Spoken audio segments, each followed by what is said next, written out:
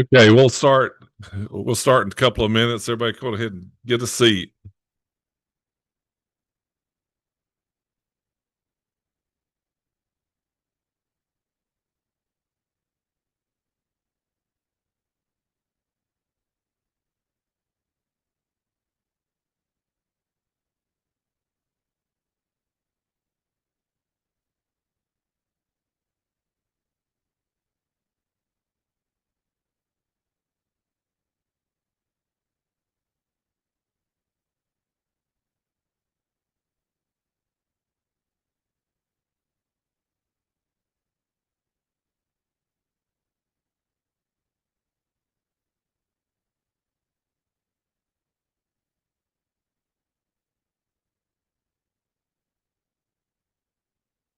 Certainly want to thank everyone for coming out this beautiful Tuesday morning. We were riding in, seeing the sunrise. Most of us were this morning. Thanks for you taking time to be with us, those in the audience and the committee members for being here. You know, we got just to get started off on I have to recognize Mandy Ballinger. She was a longtime member of the Transportation Committee, and very sad that Mandy's no longer with us. And so, if I'd like to just take a moment of silence and remember Mandy Ballinger. She loved transportation in the Cherokee County area, especially loved the Cherokee County Airport and trying to make it one of the best airports in the region, and worked very hard to do that. So, if you wouldn't mind, just bow our heads for a moment of silence for Mandy.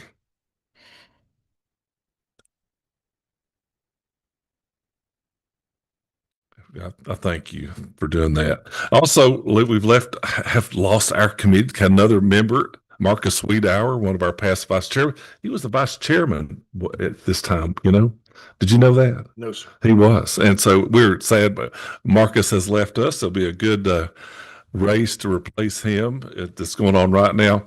And also Abby Day. And I know our members know that Abby has left us. We're going over to GDOT, Josh Waller Stoller, and you can hold that against him as much as you'd like. He'll say no, he didn't. He didn't. But we're just teasing him. But we appreciate all she's done. So to my left here, we have Brock Perry, who's standing in to help us today, run our meeting. A very experienced young man. Didn't know just a minute ago he was at law school with my daughter just a few moments ago. But most importantly, Danny Nicholas. Stand up, Danny.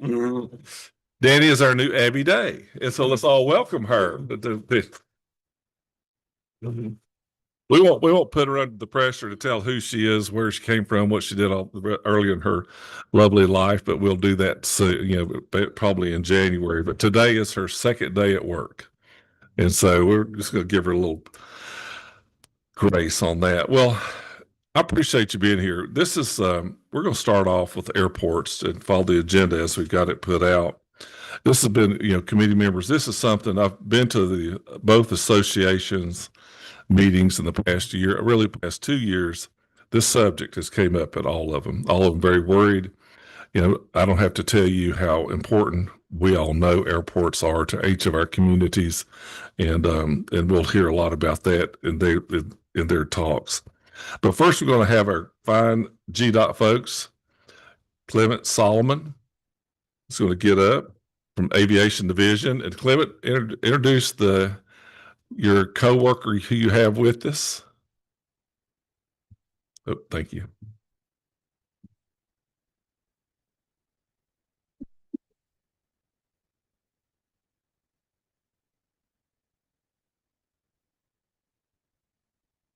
We're going to get us started. Talk about how important airports are, Clement, and all that good stuff. Sure. We appreciate you. You take as you wish. Go ahead. Sure. I think we're trying to get the PowerPoint. I saw it flash, Josh. Well,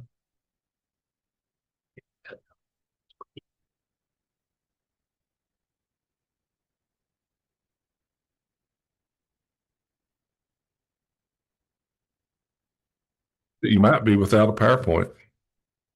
This is my second time that it's happened again, but that's fine. Oh, okay. We'll just go ahead and start, and if it comes up, it will. Sure, sure. Good morning, Chairman, members of the committee. It's a pleasure to be here this morning to share with you a little bit about our aviation program and GDOT's oversight and engagement with airports in the state. Before I jump into the presentation, let me introduce to you Colette Williams. She's our program manager. Colette has had a lot of experience, to say the least, in terms of airports and has been there working with many airports across the state and one of the key players in terms of not alone looking at overseeing the funding at the federal and state level, but also the overarching program management. So it's good to have Colette with me. If there are some questions that I can't answer, I might look to my right. Colette and I will sort of do this presentation together. So let me start with the overall landscape of aviation in Georgia. For those that know about this, or those that are not quite familiar with it, there are two guiding federal and state regulations that we are governed by. And our focus, our role is to ensure a safe, adequate, and well-maintained system of publicly owned, public use airports in Georgia. For those of you in terms of numbers, there are over 105 public use airports, 103 publicly owned, 8 commercial service airports, and 95 general aviation airports. And there are 2 that are privately owned.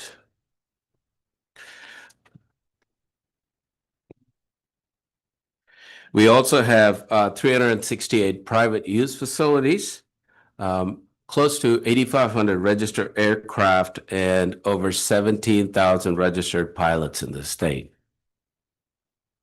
What I want to do today is just give you an overview of the 2 big programs that we manage. The statewide program is the Georgia Airport 8 program.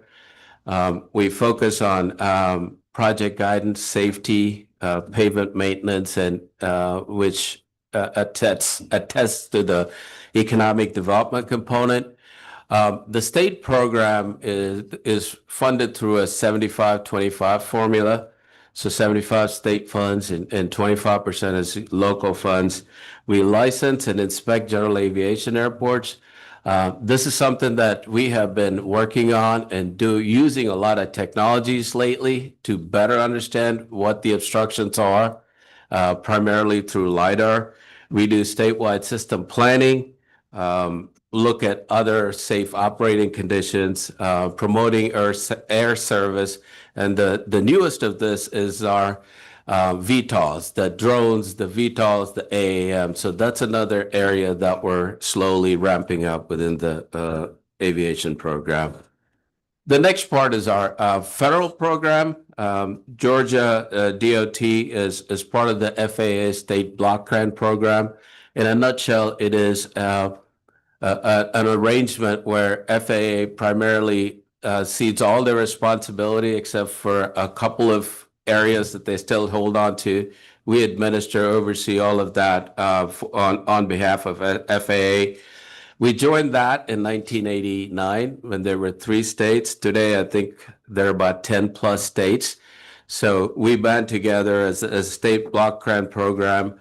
The formula funding in this case is 90% federal and 10%, 5 state and 5 local. So that's the way, anytime you have federal funding, that's the way that is split up. We select projects and administer them in accordance with the AIP program guidelines. There are a number of terms and conditions that we have to look at. And at the end of the day, when we get the federal money, we also make sure they're in compliance with all federal regulations. Lastly, to the conversation that I think, Chairman, you referred to the economic impact of Georgia airports. We have some numbers from 2011, and when you look at that, 2011 to 2020, $62.6 billion from 2011 to 73 in 2020. That is an 18% increase.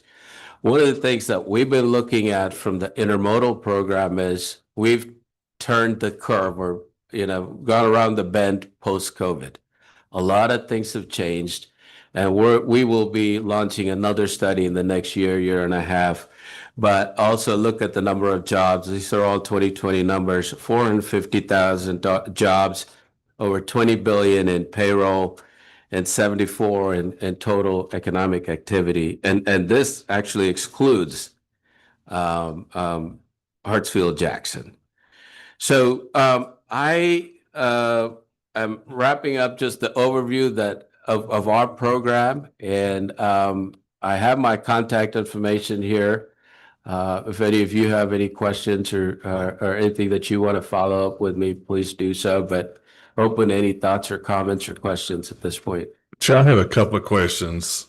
Playing with this, so how often do you inspect a airport? I guess does it depend on the size of it, or does it an annual inspection, or do y'all do it in-house, or do you use a consulting company?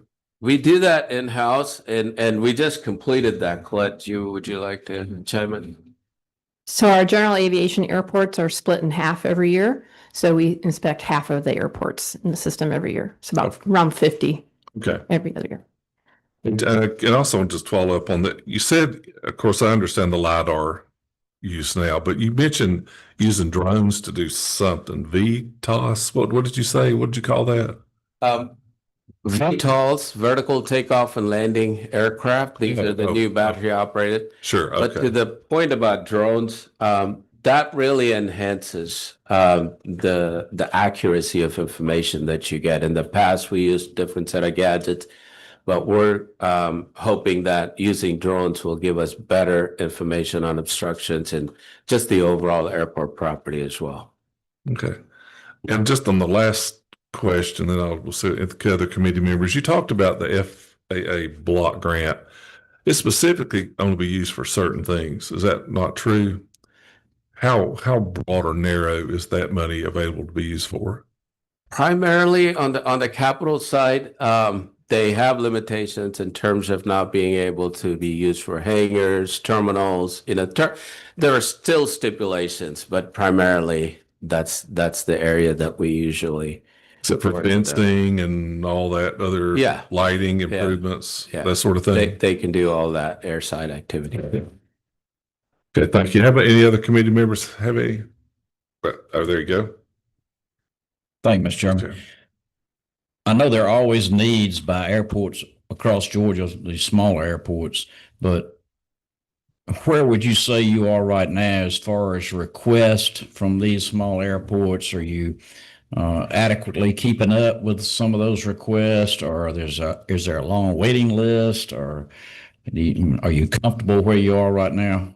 How is it going? We have a capital improvement program. So we have worked with airports, and it looks at a 5-year span. So we know what their needs are, and we do that. We update that every year, and we prioritize. So safety is our primary focus. So there are various categories under safety, and our team reviews this with the airports. We do this annual activity with the airports. It's one of the best ways within our system that we monitor, and then from time to time with our emergencies, but it is very well programmed looking into 5 years. So, great. Thank you. Chairman Hitchens? I had a couple of questions. First, what do you inspect for? Is it primarily safety, which would be my guess, but do you look at business processes and the other aspects of running an airport too? No, it's primarily the obstructions and almost the civil physical infrastructure in the airport. I live in the metro area in Savannah, but I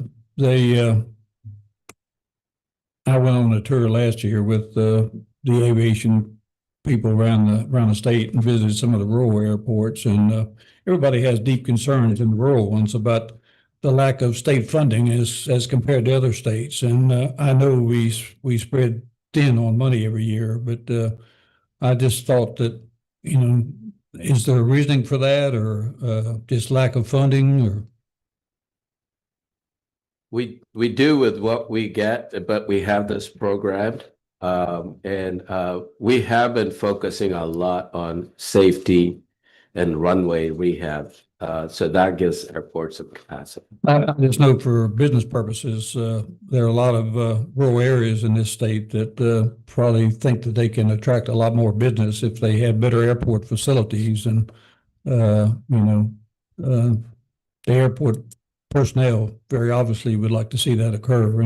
And so do the people in the rural areas, there, I live in an area that has plenty of more jobs than they have people, but that's not the case in rural Georgia. And a lot of them have great work ethics and would like to see some businesses come in, and they just never seem to have the sufficient monies to make the improvements and be able to get businesses to locate there. Because all the executives for big business, they're going to fly in and out. They're not going to land in Atlanta and drive 3 hours to some rural part of Georgia to inspect the area or visit their facilities.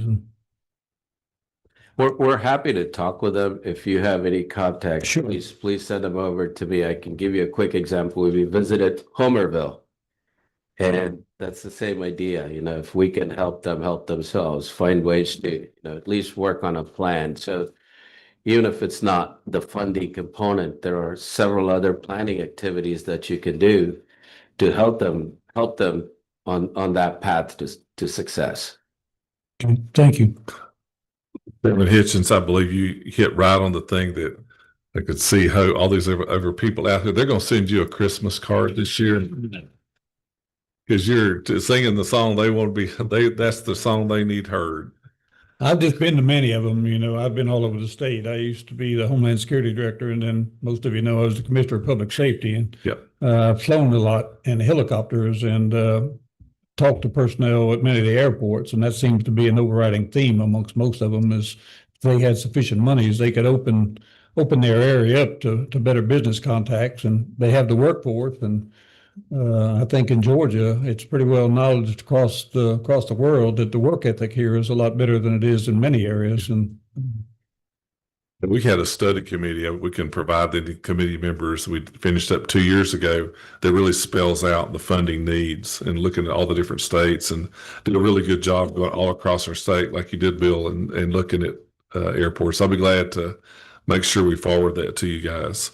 Who's next? Number 9, Mr. Holly. Good to see you, sir. Thank you, Mr. Chairman. Good to see you. Thank you for the presentation. I was following it online.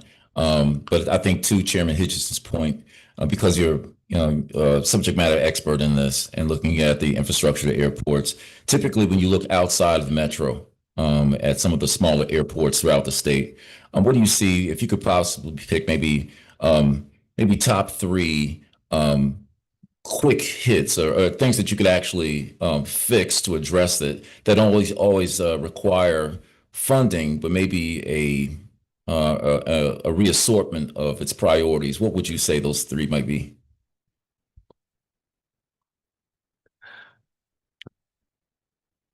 It's a tough one, but Yeah. I think looking at it through the lens of safety. Mhm. And what specific to an airport and identifying those things would be my fencing would be a good one, Fencing, Yeah, okay. yeah. All these need money, but I think that's runway extension, runway rehab. Mhm. Anything that does with the concrete infrastructure also, environmental in the sense of water flowing in and out, protecting your existing infrastructure. So preventive maintenance, things like that also would be something that you could do, some best practices that you could do, which are low cost compared to Right. after the fact. And those 3, I guess, those 3 low cost, I know it's sometimes it's, the studies, we appreciate how they can line up how those improvements will directly connect to some commercial benefit on the outside. But I guess because smaller airports see a different type of traffic than, the major ones, there's, maybe a shift from passenger delivery to, freight. Of those, does any actually stand out that you've seen the smaller airports had they implemented that improvement, it would lead more directly to an increase in commercial opportunities to that area. The one thing I would say is hangars. Mhm. You know, that is an area where, you know, looking at your rate structure, some of these are 30-year leases. Look at your leases and see if it is to the market value. So that would be one area, and I would go back to preventive maintenance. You know, it is another low cost item that you can look at. Thank you. And also, they just completed a hangar study on the last year, right? Yes, sir. And if you haven't, we sent that out. We can send that out again if you'd like for us to. Oh, yeah, I have. Okay. Appreciate it. Okay. Dan Smith, I'm 24, right? Just a quick one, Mr. Chairman. Thank you. Columbus, you had 8 commercial airports up there listed on one of the first slides. I know Columbus is in a big rehab, redoing runway. Are you all looking after the inspection of that, or is it through your department, independent people are looking at that, and are they on schedule to reopen? It's a FAA oversight project, so that they are being a commercial service airport. So they do that. But whenever there's a need, they need to partner with us, or they have questions or guidance needed, we work with them. But we are not a direct, we don't do oversight of that airport currently. Okay. Thank you. And lastly, Representative Jones, or is it Derek? Oh, Thank you. Sorry, I was late. Traffic. I just had a question. We had been looking at some airports and the way they kind of develop as far as hangars. Everybody says, "Well, build hangars." So we talked to some private entities about building hangars. And when you try to get into some of these airports, from what they were saying, the private entities that would be willing to build the hangars, when you go to an airport that's already has been developed, the only way that they're saying that they can make it work out, you just can't go in there and build hangars and make enough money to make it work. But with the fuel, so the fuel is the key. So if you have somebody that has come in and built hangars and they have control of the fuel over the airport, another entity comes in and they don't have control over the fuel, because essentially from what we've learned, or I've learned, is the fuel is how you make your money, and the fuel is how you build the airport up, because that's how, they make a lot of money on the fuel, because you have a captive audience. And I'm asking you these questions for feedback. So if you have somebody that has control of the fuel, they have the hangars, and then somebody else wants to come in and they don't have control of fuel, that's why they're not coming in. Have y'all seen that that's the case, or have you ever looked at anything like that? Because they're saying you just can't do it if they have control of fuel. We're not very familiar with that sort of a scenario, because a lot of the airports manage their own FBOs and who comes in and who goes out. So we don't have direct oversight. But I'm happy to check on that question and see if there are any that we can come back to you with a follow-up. Okay, thank you. 22, is that Chairman Powell? There you go. Thank you, Mr. Chairman. Mr. Solomon, I sure am glad to meet you. I'm a freshman on this committee, and I don't know a whole lot about transportation or anything else. But we've been active up in Franklin, Hart County. We have a multi-county airport, and it's just been a smaller airport for years. But we've got some leadership over on the airport authority now that they're starting to delve into an expansion over in the airport hangars, which is, I guess, seems to be everybody's question. We were fortunate enough to get a grant. Of course, we had to go around the world to come up with the 25% because these airports are small. But we have a situation, we're over on the northeastern side of the state, and we joined South Carolina. And it's irritating that we have industries that park their planes over in Anderson and Greenville and places like that. And we're trying to bring these back into Georgia. because it's an economic incentive to us as well. Plus the fact that it's irritating to me that our tax monies are going for one thing and hell is being spent somewhere else over in the Carolinas. Do you know if y'all have any, or do you foresee any plans to help some of these smaller airports to start developing more, to start bringing that business back into the state? Which is, I know that's a pretty big question to ask, but We are not directly involved, but the hangar study was just that effort to look at how you can approach this from A to Z. So we developed some best practices as part of that airports can use. So there's a guide that goes with it. I'm happy to share that information with you when I get back to the office. There's very good information there, and it is relatively, and we did not just the state, but we took a look at the landscape of America and how things are going. So I'm happy to share that with you, sir. please look forward to it. Well, thank you. We're going to move on now. Thank you for being here. I think those out in the audience could see their committee has a great interest in airports and what they can do, and all the little nuances about it. That's what I've learned. There's a lot of nuances and stuff that you guys do that, slow it down sometimes, but speed it up in others. But thank you for being here. Appreciate it. Thank you, sir. Thank you, very much. So that as we move along, the Georgia Airports Association and also the General Aviation Airports Association will both speak. And they're really going to address this key issue about LIDAR and their runways. And so we'll start off with the Wood Stevenson, who's the president. He was the first person here today. The first one. You're excited, is that right? To the top, so. All right. So you have this is yours, right? This one? No, that I don't have a You don't have presentation. one? I'm Okay. just doing an introduction. Okay, Mhm. gotcha.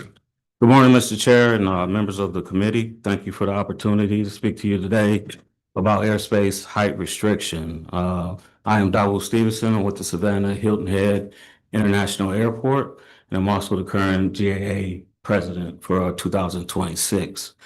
GAA represents all the commercial and GA airports in Georgia. As GDOT said earlier, there's 105 airports. And GAA has about 75% of that airport membership. We're here today to talk to you about airspace height restriction. GAA contracted with Mead and Hunt to do a study so that we can see where we stood as a state with airspace legislation. And what we do know is we're one of 3 states that does not have any state level airspace height legislation. And GAA is pushing to promote to add some state legislation to cover airports. And the people I have with me today are Stephanie Ward. She's with Mead and Hunt. She's a technical matters expert of this subject. She did our study for us. She'll take up most of the time with the presentation.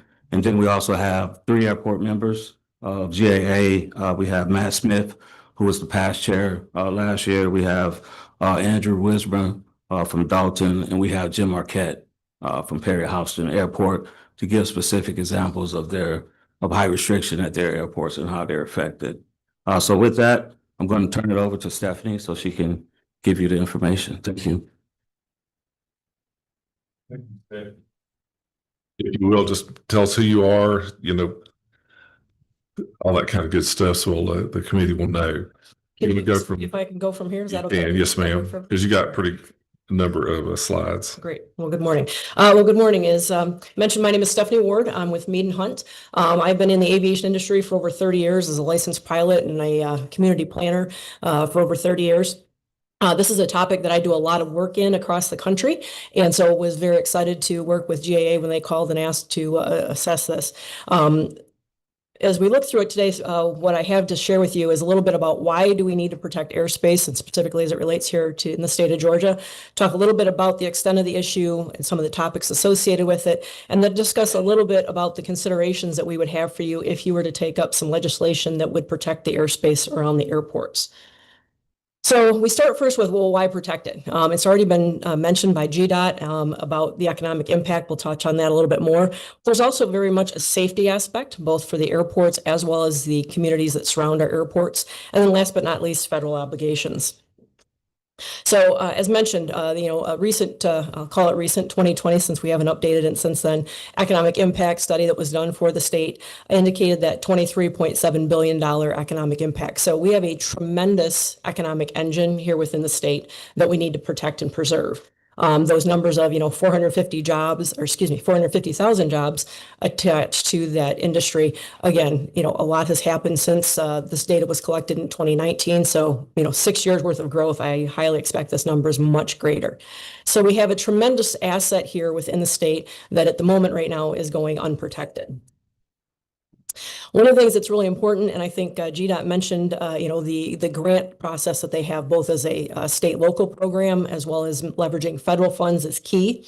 This slide draws your attention to that. We right now, as of the CIPs, the capital improvement programs that were submitted by airports last year, showed over a $37 million need for projects to address obstructions within their approaches. And what we mean by obstructions are towers, mostly vegetation, some sort of incompatible use that's causing those airports to have impacts to their runway approaches. And this is key because that's a part of them operating efficiently and the utility of their airport. So you can see here we have over 111 projects planned over the next 5 years. I assume if we were to check in today, a year has passed since we did the study, that number has probably increased, both the number of projects as well as the amount of the dollar amount to address those needs. So it's I want to stop you just 1 second, because you jumped into this with both feet. And I want to take 2 minutes and talk about the problem first. So that I want to make sure all the members, I do, Sure. but understand what this problem is. Thank you. Sure. So the problem we're dealing with is that all of the airports within the state have requirements to keep their approaches clear. And by that, I mean, if you've taken flight lately, when you come in on landing or departure, you're climbing out away from or approaching the airport. We see a lot of airports that have some sort of penetration, predominantly vegetation, where we have trees that are growing up or wind turbines, cell towers, tall structures that are being erected in those approach areas. And it's a very significant concern to the airports from the standpoint of they are being impacted by that. It affects the utility, might require an airport to shorten the runway, causes, as this slide indicates, projects that are going to divert funds. Some of the questions you just asked were great questions about what are we funding. Airports can't get to funding some of those things like T-hangars or revenue generation projects because they're busy spending it on obstruction issues like these projects. And so what we're looking for is the potential for some legislation to allow airports to regulate those areas off the end of the runway to manage those obstructions and those penetrations. Okay, everybody on the same page now? We good? Anybody have any questions about this moment right here, Gary? Go ahead, punch your button. So that's private property outside of the airports. Is that where the problem's at? And so if somebody wants to do something with that property, or if it's overgrown, nobody has any insight or any we have to jump through a lot of hoops to try to get that and manage it. Right. I've got some slides I'll show you here in just a moment that kind of illustrate some of the suggestions to address that, but that's exactly it. We're talking about things that are outside of the airport's control off airport property. And do local property owners or planning commissions or local governments, do they come to y'all if somebody is wanting to do something or whatever? Or is there somebody they have to interact with? Right now, it's kind of a mix. There's a number of airports that we did a study, and I'll show you a slide here in a moment, that indicate they do have some of that communication, but it's all very informal. And so, if the relationship sours or we get a change of management who don't know about that, then we lose that momentum. So great question. There we go. Thank you. Go ahead. Now jump back in All with right. both feet. Sorry about that. Yeah, so you can see, we've got a tremendous amount of funding that is required over the next 5 years. And again, I mentioned that this is probably increasing with every year. I know that's what I'm seeing across the country. Even the states that do have legislation are struggling with this, and we'll talk about that more in just a moment. And so what do we mean by that? This isn't just an airport issue. Certainly, we're representing the airports today because of what's the impact to the airport is, but we also want to talk about the impact to the community around the airport. This goes two ways. We want to make sure that we're protecting for the public health and safety of those that are near the airport. So one of the most common topics that we talk about is obviously height. It's pretty easy for people to understand that we're looking at airspace because that's where the aircraft operate. So as you see here on the slide, there's a number of different types of development near airports that we're trying to investigate and figure out how do we manage them so that we don't get them penetrating into those air surfaces and limiting our ability to operate the airport. We also have a number of uses that we call common land uses, that these are more about the concept of what's happening on the ground. And so the first two on the left, the noise sensitivity and the concentrations of people, this is more about the impact that aircraft operations can have on those communities. And so we're looking at, if you're in an area off an extended runway approach area, you may be subject to aircraft noise. That's the nature of being next to an airport. So we want to look at, can we manage the type of uses that are in those areas so they're not subject to that. So put your land uses in those areas that are less noise receptive. So instead of a residential, we want to put something that's more industrial or warehousing, et cetera, that aren't noise impacted. Coupled with that is the concentrations of people. We also want to look at, if possible, to manage so that we don't create concentrations of people in the close proximity to the runway approaches. And this predominantly is we're looking at residential uses because we want to limit that. The UPS accident that happened recently, I think, is a great example of that, unfortunately, to have as an example. And that when that aircraft crashed, it did go into an area that was predominantly warehousing and manufacturing. So we did have some loss of life, but it wasn't as catastrophic as it could have been if it had been into a residential community like the picture that you see. The other two areas that we look at when we talk about land use concerns are wildlife attractants. So this is, are we creating areas that are going to attract wildlife of some sort that could be detrimental to the aircraft operations? Usually we're looking at things such as water bodies, things that are going to attract waterfowl or birds that are often going to fly in the flight path of aircraft. So we're looking at how do we manage those? And then last but not least are the types of uses that create some sort of visual or atmospheric issues. So those could be things that create smoke, steam, glare, dust, et cetera. So we're looking at across that whole complement, and that is to try to, again, manage both the safety of the aircraft who are operating in the air, as well as those residents that are on the ground near the airports. And so why is that important? Well, it's because each one of those airports that accept federal funding, right now there's 97 of them in the state out of the 105 public use airports, they're bound by grant assurances. So when they take federal money, 2 of the grant assurances out of the 30 plus that they sign are related to land use and height restrictions. So grant assurance 20 says that those airports will manage and take appropriate action where feasible to manage and mitigate hazard removal or mitigation. So that's things that are in that approach area that could be detrimental. And then Grant Assurance 21 specifically charges the airports with managing compatible land use around the airport. Some of those things that we just talked about in terms of being able to keep adequate uses around the airport. So the airports are charged with providing that. In addition to those 2 grant assurances, there's also a whole host of additional FAA regulations that are out there, some that have to do with airport design on the airfield, some that have to do with wildlife attractants near the airports, and there's an entire advisory circular that's dedicated towards compatible land use. The one that I draw your attention to the most, though, especially since we're, the predominant goal here is certainly airspace, is FAR, which is Federal Aviation Regulation Part 77. So all of the airports that we're talking about here within the state have these surfaces that surround the airport that provide for safe navigation both into and out of the runway as well as around the airport. Those surfaces all depend upon the type of aircraft using the or predominant groups of the weight of the aircraft, the type of approach that they have, and their visibility minimums. So they're very prescriptive in terms of the type of sizes that we have with each one of them, and can go up to 10 miles. And so that's critical from the standpoint of there's a very large area. We often think we're talking very close to the airport, but some of these surfaces extend over 10 miles away. So to conclude on the why, we really want to make sure that we're providing for the safe aircraft operation as well as for those residents that are living near the airports.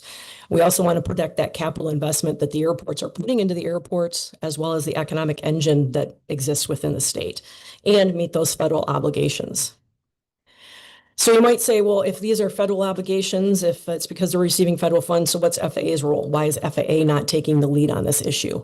And it's quite simply that they're advisory. So even the airspace issues, if you develop near an airport, many people don't know, but you're supposed to submit what's called a airspace review request, known as a 7460 or an OEAAA. I could go on for acronyms all day for you. But basically, most people don't know that that exists. Even if they do know it exists, when they submit for it, FAA has the right to say that it's deemed to be a hazard or a non-hazard. They don't tell you you can or can't do it. It's simply an advisory assessment of what the impact of that proposed development is. So advisory in nature. Same thing with planning and zoning. That's been delegated to the state level and the local level, and therefore FAA has no role in making land use zoning descriptions or land use planning. So that again has to come here to the state and the local level for action. So what really happens at the end of the day is it's really the airport sponsor, the airport owner, who's really challenged to be the one who mitigates and manages all of this. And so that's a pretty heavy load to put on the airport shoulders. And if they can't, then it's usually the airport that pays, I'll call it the penalty or the price, in terms of reduced approaches, reduced utility, or having to spend, a considerable amount of capital dollars towards mitigating these obstructions. So to take a quick look at the extent of the issue, first, this is a quick graphic that shows you at the national level, all the colors mean something. There's a code to it in terms of what each individual state is providing in terms of relationship to airspace and land use control. The important takeaway is, again, Georgia is only one of 3 states across the country who's not doing anything right now. We have a mix of things where we've got states where they provide legislation that allows a airport sponsor to do zoning. There's others that do not provide. Some do it for height, some do it for land use. But the important takeaway is that there's really a state approach to this. So this isn't where we've got a be-all, end-all that we would slap down and say, this is exactly how Georgia should do it. We obviously need to do it to make sense for Georgia. Here's a sample of some of them, and we certainly know that what's going to work in California and Washington and Oregon are probably not going to fly, with no pun intended, here in Georgia. Those are very prescriptive, very heavy-handed in terms of what they allow. We're looking for something much more moderate. All the way down, so I'd point out Wisconsin's got a great program where they allow for extraterritorial zoning. We're out to 3 miles. An airport sponsor can work to develop zoning that would protect the airport. Now, the challenge with that is it is not mandatory. So they have legislation that says an airport may, it's not shall. And so there's a lot of airports who have not taken advantage of the ability to do that because it's not mandatory.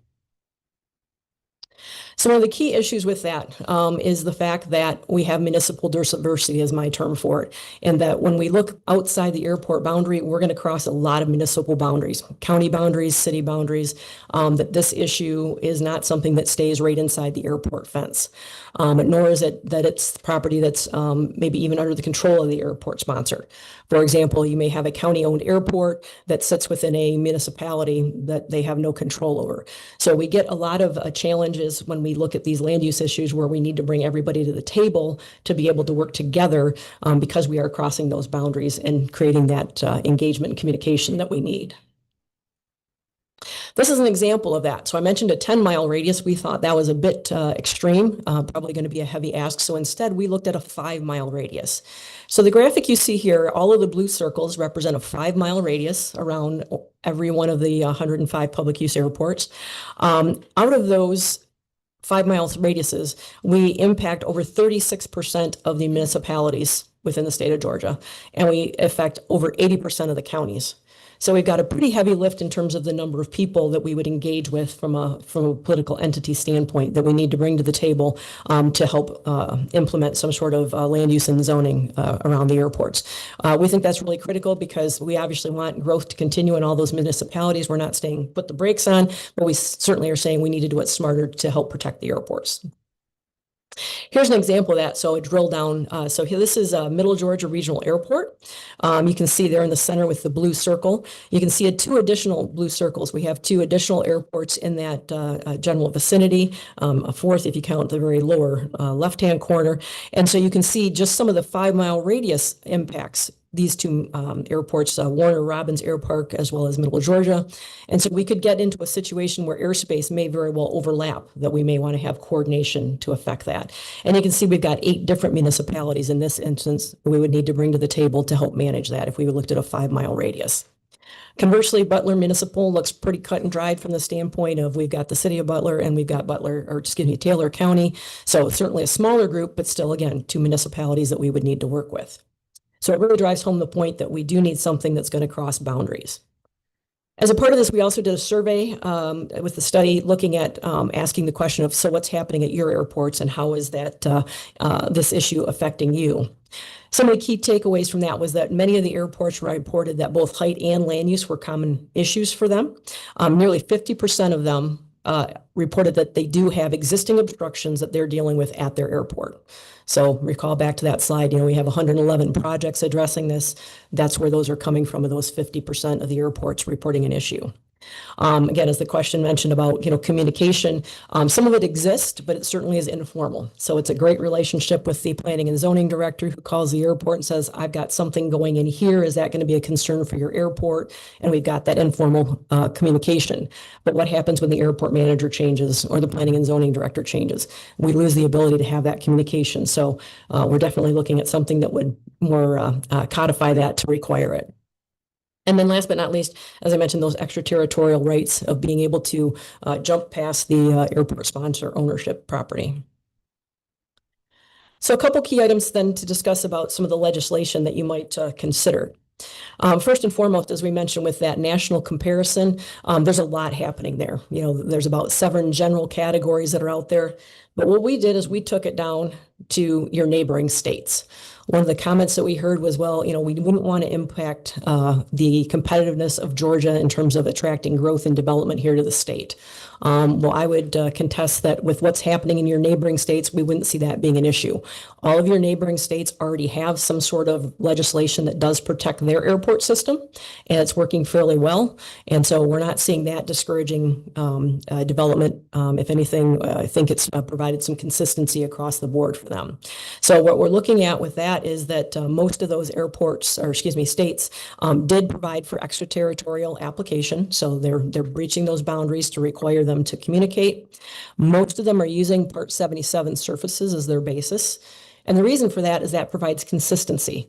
A developer who's looking to develop in community A is going to know that they're similar to community B, so they're not creating their own sets of surfaces. So we believe that's very compelling to do here within Georgia so that we've got consistency in terms of what we can expect. We also suggest that we look to a smaller radius. Ideally, in a perfect world, we'd love to go out 10 miles for those airports that go that far, but probably a 2 to 3 mile radius is much more appropriate and more reasonable for us to try to manage. And then also define some penalties. There are some states that have these types of regulations, but there's no penalties. So we do experience where developers go in and say, well, what are you going to do? You're going to take me to court. And most communities are fairly adverse to doing that, spending taxpayer dollars on chasing that sort of thing. So we are looking at suggesting that there be some sort of penalty for it. The sample and the backup information on this is on page 8 of your study, which hopefully you received a copy of. It's just some late reading for you when you don't have anything better to do. And finally, some specific concerns that we know here within Georgia. We understand that this is very much a property owner rights state. So we do know that we need to balance that. But we do want to balance that with both the public safety and welfare as well as the economic impact that's generated by these airports. So we also want to create some language that would guide the community growth. I think in the states that have done this well, it's been very helpful where they have this very well spelled out. It isn't hodgepodge so that everybody is on the same page and know what they can expect. And provide that management at a minimum for the height element, because that's really the area that we can't get back. We're not making new airspace. So anytime that we continue to allow penetrations to that airspace, we certainly are compromising the utility and safety of the airports. And then finally, being more permissive in any sort of legislation the farther we get away from the airport. Obviously, the closer in is where we really want to see those control elements, and the farther away we get, the more we're generally more looking at just height limitations. So finally, some of the possible legislation then, again, extraterritorial rights. I know I'm going to sound like a broken record, but we do need to be able to cross over those boundaries. Ideally, we would love to have height and limitations on land use, but height is the premier concern that we have. And again, providing that consistency. If we're providing to meet for those Part 77 surfaces, that would help our airports go towards meeting their grant assurances, as well as provide that consistency in application. And then last but not least, tying it to some sort of ability to abate it and provide for penalties. With that, I know that was an awful lot to digest for your Tuesday morning, so happy to answer any questions. Okay. So committee, it's complex. And well, that's when we talked about this a few times, I said, I thought it was great for them to put together and hire someone to look at across the states to see what was going on, because we are a very strong property rights state. But we also want to try to see if there's a way we can make sure we protect our airspace, because as I think Colonel Hitchens just said, it's economic development. And so we got to weigh all this. So I say that just get you a little started. This is our time to start asking questions. So I guess, ma'am, Stephanie, so if anyone has a question, they can contact you. Absolutely. Happy to answer questions. If they had kept you engaged so they can answer if they look through this. So we'll start off the 17. Is that Derek? Secretary. Thank you, Mr. Chairman. So I was curious about, I don't fly, or obviously fly when somebody's driving me, but not myself. So I noticed that on the maps, you have a radius of around the airport, but I'm just trying to think outside the box. So it seems like that obviously you have a way that the planes come in and land and take off, which would be one way, if I'm not correct.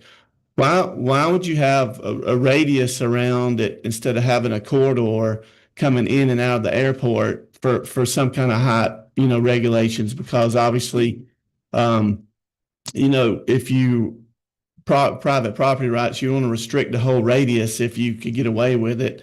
And then my second question is, so you're saying that, say for instance, you have an airport and the utility company, power company, I'm not going to call one, they decide that they're going to put new lines in at the edge of the runway. They can just put the lines up there, the poles, and there's really no kind of restrictions legislatively or law or anything. Is that correct? Go ahead and I'll Sure. those two. So let's do the easy one first, which was the last question. At the moment, generally no. The ability to do that. So ideally, they would know that they're supposed to submit to the FAA and ask for airspace review. FAA would come back with a determination of what we call a determination of hazard, but then locally somebody has to do something with that. Somebody has to say, oh, well, the FAA has said it's a hazard, therefore we should require them to lower it or relocate it or put it underground, et cetera. Right now, there's very minimal ability to do that, very minimal local entities that are actually zoned or doing regulations for that. So that's definitely that's a great analogy of it. Your question about the surface. So this graphic here kind of gives you an idea of it. We definitely are concerned about the straight in approach. So that's what you see here, kind of the fan shape going off the end of each runway. The reason we look at the radius around it is we do have, especially at general aviation airports in particular, we have activity which is called pattern work, where an aircraft is going to fly generally a rectangular pattern, one way or the other around the airport to land at those runways where they come into, they fly base leg of downwind and then come into land. And so there are areas there that we want to keep clear because there are smaller aircraft that are operating that way. Atlanta Hartsfield, you're not going to see that rectangular shape. They're coming in through air traffic control, but our smaller airports do have this area around them that has operational activities. And then we also have, once they get up to a certain elevation, they're going to break left or right or straight to go to their destination. And so we're looking at those areas as well. Sure, please, go ahead. So I guess, would you be open to some kind of more corridor legislation? I know you want a radius, but something that more for approach and takeoff, would you be open to some kind of legislation as far as that instead of a 5-mile radius? Or is that just a rule that you want? I understand what you're saying, but Sure. if you can't, split the baby, I guess you'd say, that. Well, I'm not sure I'm at liberty to speak in front of, on behalf of the GAA, but I mean, I think we'd be happy with something better than nothing. Perfect world, we'd certainly like larger because that's protecting a larger area where aircraft are going to operate. But at a minimum, definitely those interior approach and departure corridors are critical.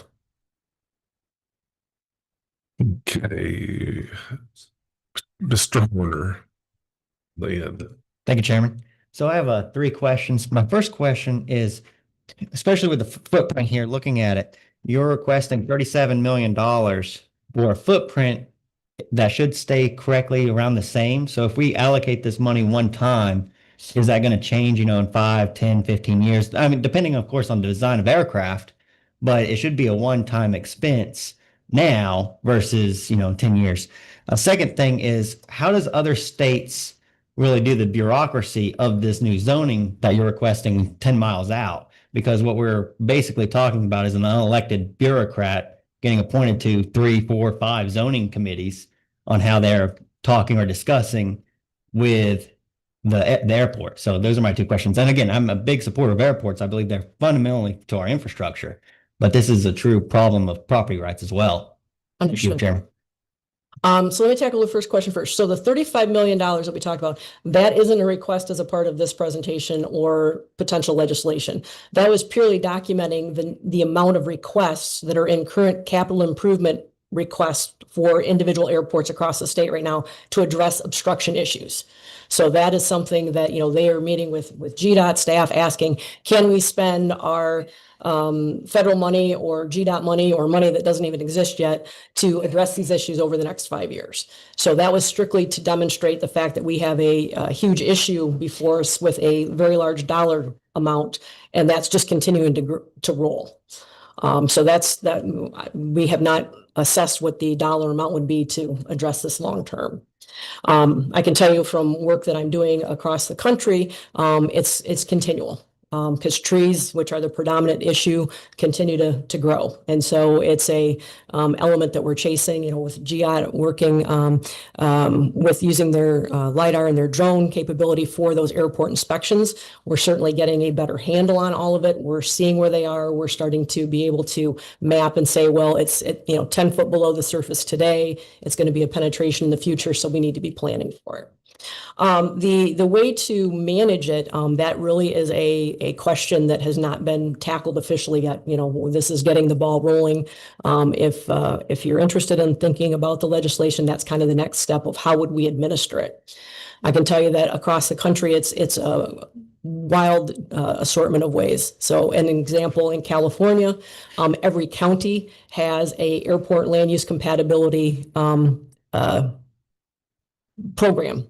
And so they're totally unaffiliated with the airports. They are a standalone body, and their job is to manage the airspace around the airports. So very top level managed. Other communities, Wisconsin is an example with that 3-mile boundary. The airport sponsor is the one who organizes the beginning, but every municipality who's impacted within that 3-mile radius is asked to be a part of a zoning board where they collectively administer it. So it's not just the airport, single-handedly saying yes or no of what's going on. It is a full-blown board that operates as an entity. And many places, what we find is it's often an overlay district. So something is developed, and so each of the individual municipalities that would be impacted adds that as an overlay to their municipality. Maybe it's only an acre or two or a mile or two of area that's in that municipality, and they add that in and discuss how are they going to manage it and report back to the airport. So again, we haven't really gone down that road yet with how would we implement the actual implementation. There's a lot of opportunities out there. In the study, there is a sample of the Florida legislation. They are probably one of the most robust in the country that provides guidance on it of how they provide it. It's descriptive enough that it tells you what you need to do, but then leaves it up to you as to how do you do it. So there's quite a bit of variance there. So hopefully that helps a little bit. It could go a lot of different ways at the end of the day. Okay. Just two questions I have. Thank you, committee, for your questions. Probably for the association more than, but on your survey, did you look and see? It seems to me, looking at, Chairman Hitchens said, this economic development thing, that, are we stepping into something that's really cities and counties? Because generally most of them are authorities that are empowered by the county, or they're city owned, or there's so many different ways that they need to be coming to us also saying, this is what we would like to do, if the cities and counties, because they're the beneficiary of it. Because it seems that's just something for the room to think about. Instead of us trying to figure out some way to do it, I think GMA or ACCG, who are integral in this, and I don't know, when you look across the states, how those people, those entities dictate or try to create the scenarios that these are regulated. Have you seen that, or is it? I mean, I would think that they would, because they're the main beneficiary and the funder of, like, this $37 million. They're the people who are going to do the match. They're going to do the engineering to do the program. We're seeing a lot. My experience across the country is where states are trying to stand up new legislation, they are certainly critical, and they're at the table helping figure out how do we word it, how do we create that ability to integrate. Those that have had programs that have been set up for years, they're certainly critical and at the table in terms of the long-term implementation. That they are heavily involved with that, because quite honestly, they're usually the ones that are the first line of defense. Somebody walks in and says, "I want to develop a Walmart here."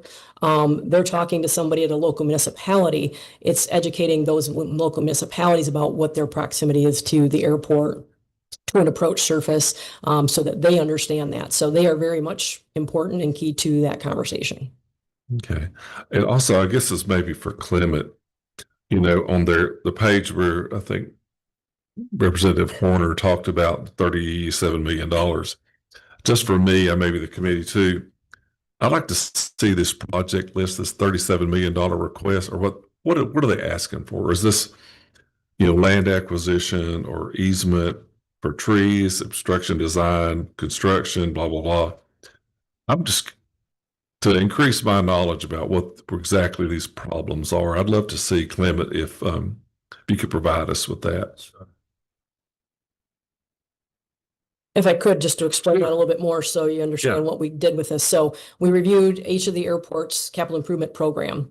And so, for example, if an airport had trees in an approach, they may be under aviation easement because they need to go out and buy the air rights off of, say, one or two parcels to acquire the rights to clear the trees.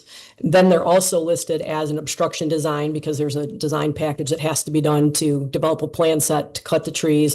And then there's a construction project to go actually out and cut the trees. Gotcha. Others are going about it with, we're just going to buy the land use because it's something that's incompatible. Most of those were something that was very close to the end of the runway, near the airport property, that they were buying in fee to remove that obstruction. So it's kind of a combination. And then, as you see on the bottom, a combined project. When we read the description on the CIP, it was something that had all of that all combined as a single project. Okay. So it's not necessarily all 105 have one project on there right now. It's across the 105 CIPs. We were able to identify 111. So some of them would be, a multi-year process.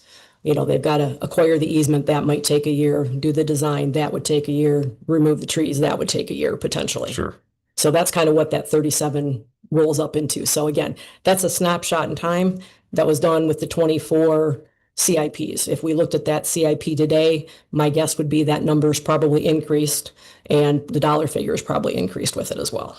Okay, then I guess my last question is, so in the last, because it seems like this has popped up, I guess since we've used LiDAR and drones to determine these obstructions, has the standard or requirement for this changed in the last 5 years? Have they made it further out? The FAA has. Have they changed that, or is it just, it's been the same, but now we just have more accurate determinations of what these obstructions might be or could be? Sure. In my opinion, it's both. One, with the ability to look at things with the LiDAR. When we would do a typical planning project, we would get some of that data, but not to the degree that we do now with the LiDAR information. Second of all, when the airport inspectors were doing their inspections, we used to use, handheld instrumentation. So you could only see what you could see. So you'd see 3 trees, you'd go clear those 3 trees. The inspectors would come back a year or 2 later and oops, now there's 3 more trees, because we would just continually see behind it. Now we're seeing the whole picture. Coupled with that is with the increased use of GPS technology with navigational systems in the aircraft, we're seeing a lot of airports that never used to have precision approaches or non-precision approaches, getting those, and those change some of the surfaces. So we do have more surfaces that are being evaluated that also contribute to this. I guess in my summary, the FAA has not changed their requirement. It's just technology's gotten better, like the precision approach, as I learned about the other day.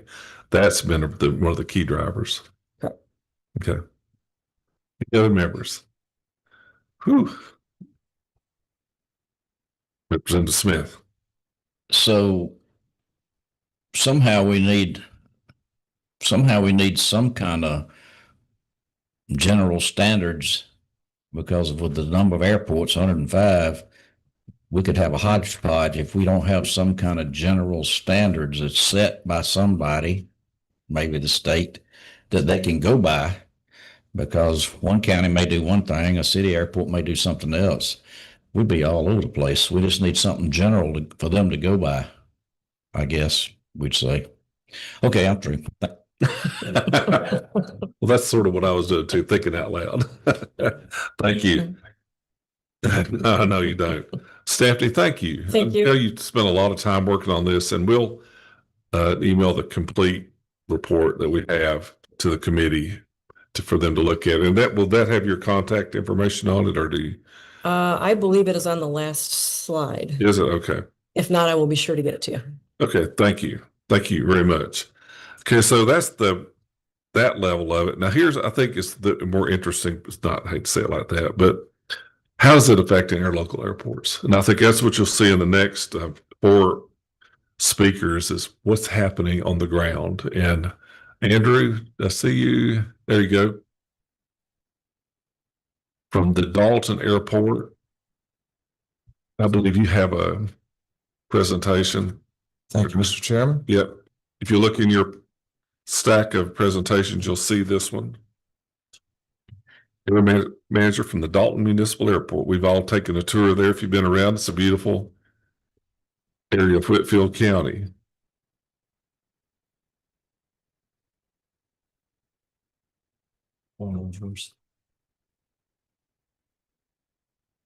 That's it.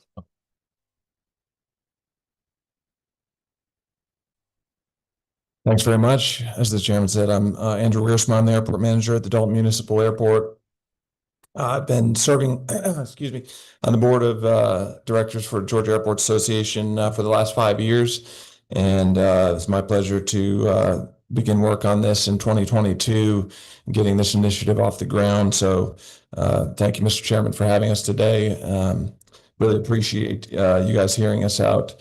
And also want to thank Chairman Hitchens and Representative Smith, as well as Chairman Jaspers, for attending our legislative fly-arounds. We fly legislators around the state once or twice a year to actually get your feet on the ground and visit airports around the state. It's very helpful for you guys to be able to see what's actually going on down there, for our airport managers to be able to boast about their airports a little bit, tell you the history, tell you what's going on and their needs. And I can't tell you how much it's helped airports around the state get extra funding, get some of these infrastructure projects completed. So thank you for that. We've been working with ACCG and GMA the last couple of years, hand in hand with them to try to get this legislation going. So that was mentioned a few minutes ago. We have been working with them. I'm just going to jump right into this. This is our approach on the 3-2 end up at Dalton Municipal Airport. And you can see this white line is your imaginary surface. So that's the approach coming in there. The runway is that tiny little strip in the middle that you can see. And this approach is based on the FAA Part 77 surface. All those colors are obstructions that are actually penetrating that surface. So if we zoom in on that a little bit, you can actually see that imaginary surface is penetrated by trees. So those are all trees that have just come up through that surface. The red ones are ones that have to be cut immediately, and then the others are within 10 to 20 feet of needing to be cut. This kind of simplifies what you've been seeing. So we got these big, pretty graphics, but they can be kind of confusing for those of you that are not initiated into it. So I've got 3 lines here to show you to dumb it down a little bit. You've got your runway in the center there. The Part 77 surface is the blue line, and it is essentially a 2-degree slope that comes down to 200 feet from the end of the runway. And then your aircraft is going to be flying a 3-degree slope down to the actual threshold of the runway. So you can see there's a separation between those 2 lines.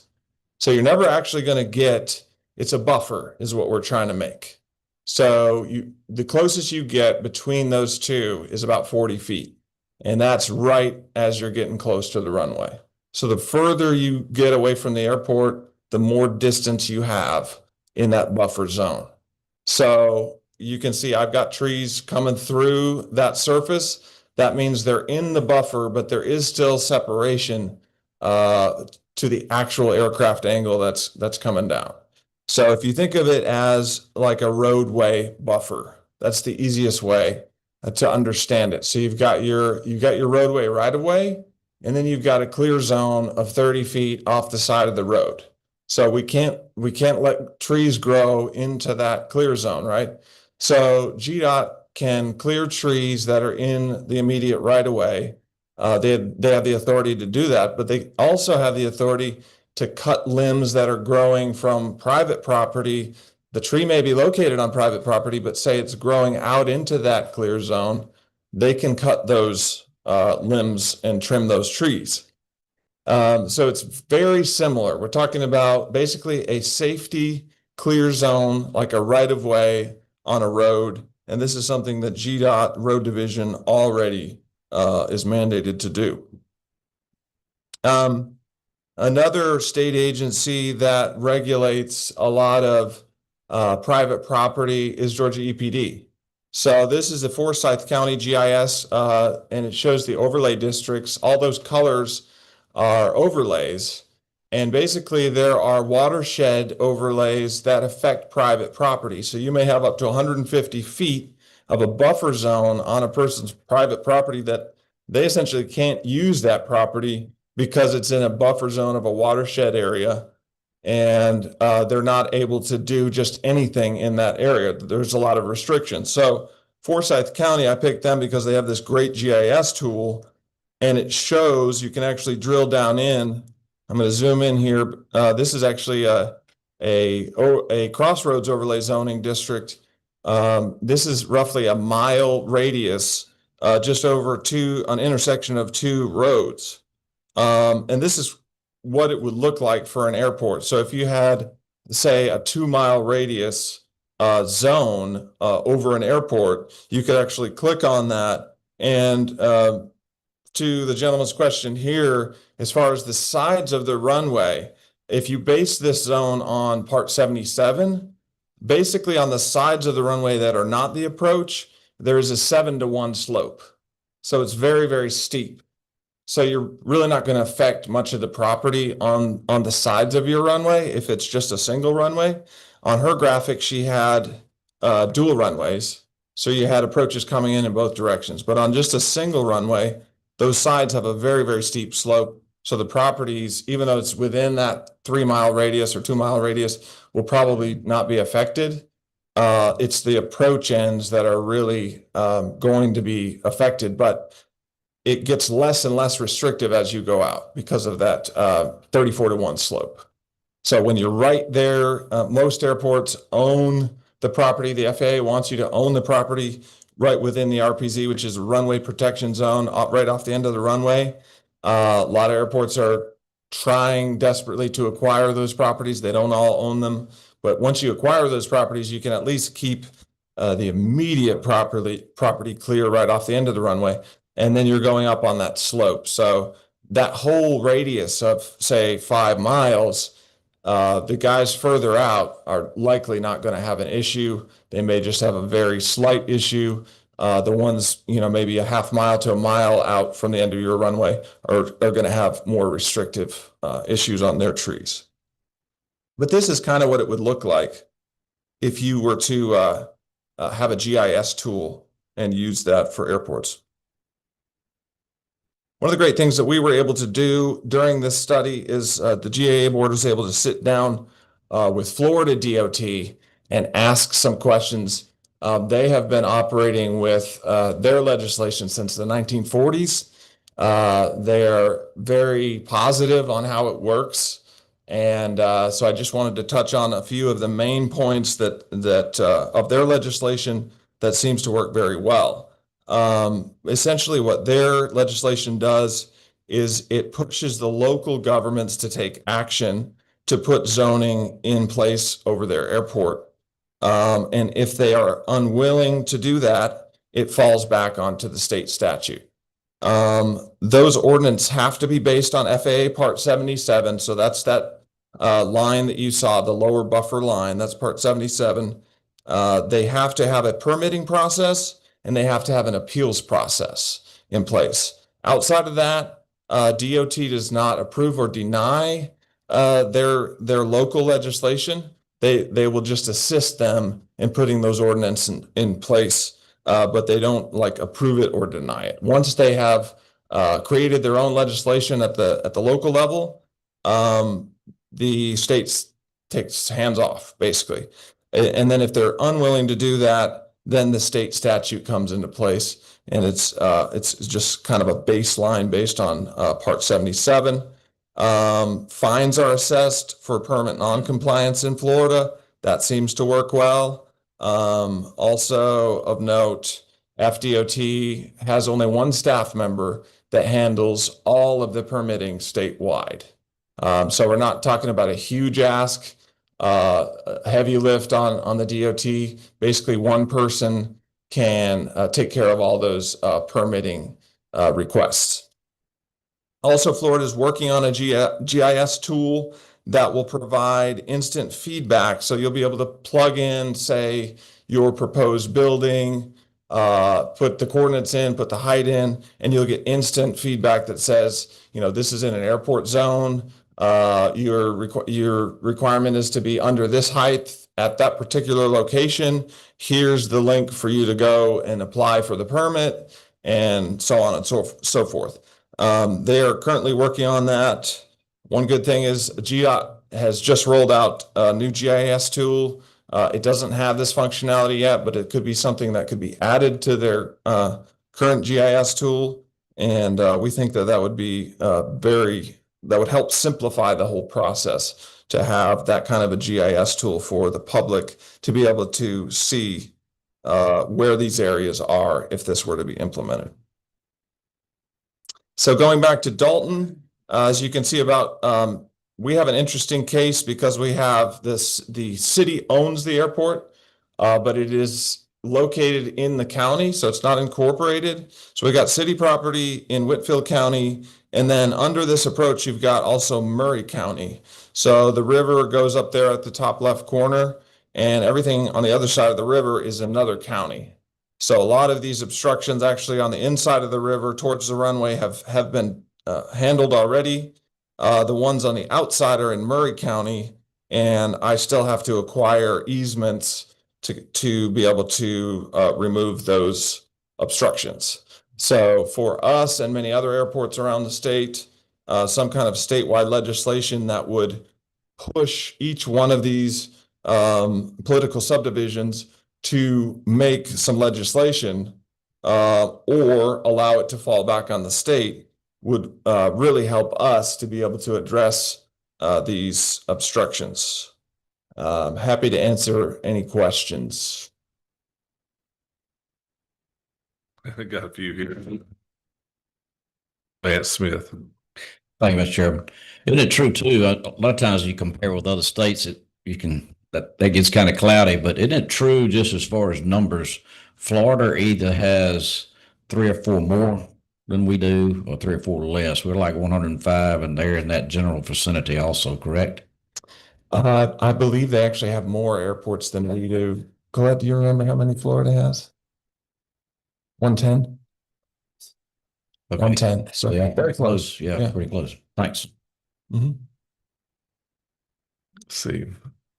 Derek. Thank you, Mr. Chairman. So do you have like a formula? Say, for instance, you have to go on private property and cut one of their trees. Is it the same formula as DOT charges, like outdoor billboards to cut their tree? Like they charge them so much an inch and however many feet and all that. So you reimburse the property owner for their Right. tree. So typically what we do is we have to purchase that easement first. And so we'll negotiate a price. We can use eminent domain and condemn that property if we need to. But that's usually not something that we like to do. And it happens pretty infrequently. So we'll purchase the easement rights. Sometimes we have to purchase the property fee simple and then go in and use federal or state dollars to clear those trees. But we essentially just reimbursing the owner for the easement itself. And then we're using either federal, state, or local dollars to go in and cut the trees down. So you can't, so say on property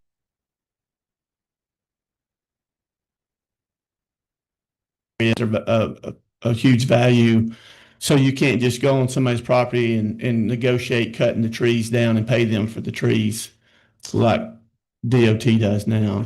You could do that if you wanted to pay for it locally, but if you want to use, say, federal or state dollars, you have to have that easement in place first.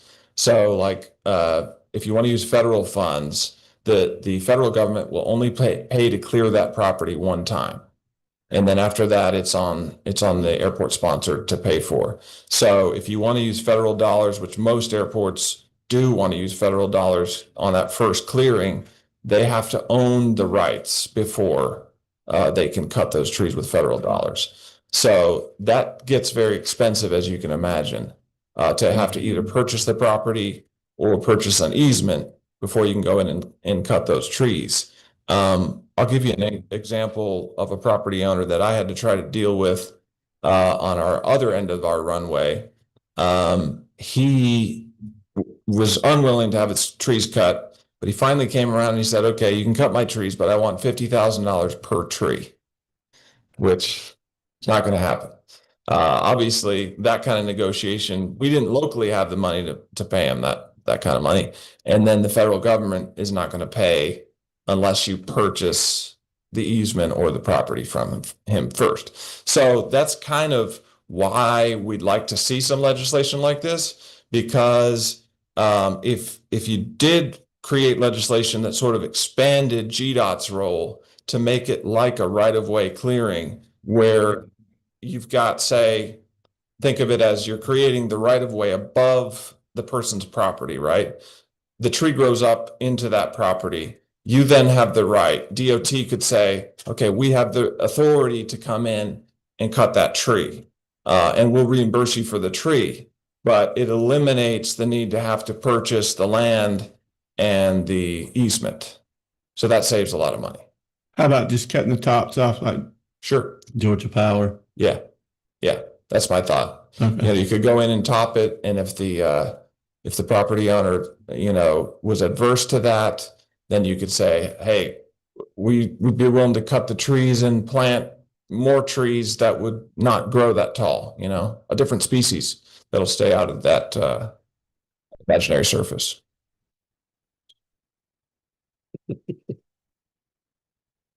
All kinds of comments about here about what they should plant. So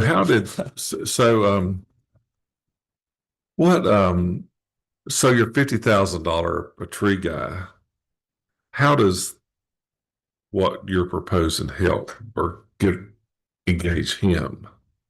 So it's a good question. Sort of following what our secretary is asking there. How does that address that person? So that would help us if the state were to say, okay, your property is within this airspace protection zone, so these trees have to come down. Then I could go to them and say, I've got the right to cut these trees. I will reimburse you for them, at such and such a value, whatever the appraised value would be. And that would have to be determined.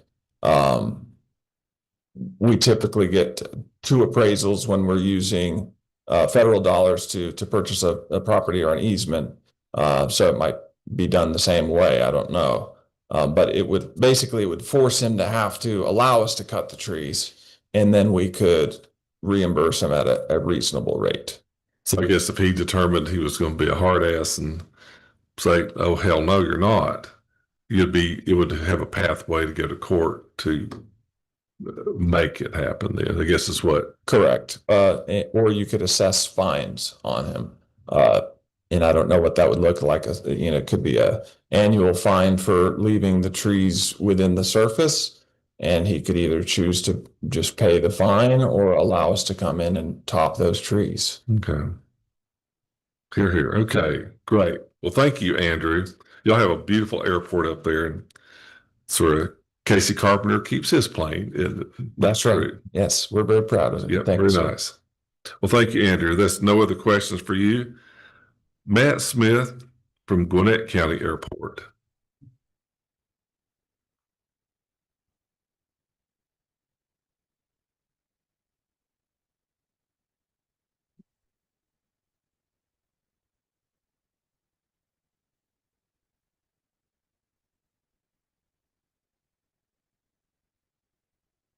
My name is Matt Smith. I'm the airport director at Gwinnett County Airport. I've had the privilege of being there for the past 25 years, even though I'm only 20 years old, I promise. I'm going to give you a real life example that'll answer some of the questions that you were asking before about cooperation between municipalities and how that works. There we go. Just a real quick, I promise this isn't going to be death by PowerPoint, but I do want you to understand Gwinnett County Airport is the 3rd busiest airport in the state based on the number of annual operations. We have 236 based aircraft, including 40 jets, and we have 4 municipalities within a 5-mile radius of that airport.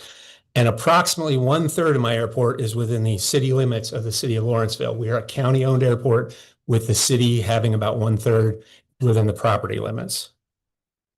I won't go through all the projects, but in the last 10 years, the state and the federal government has invested $23 million in that airport. So we've had significant investment from you guys in that airport. The green is the city of Lawrenceville city limits on that picture. That's an overhead of my airport.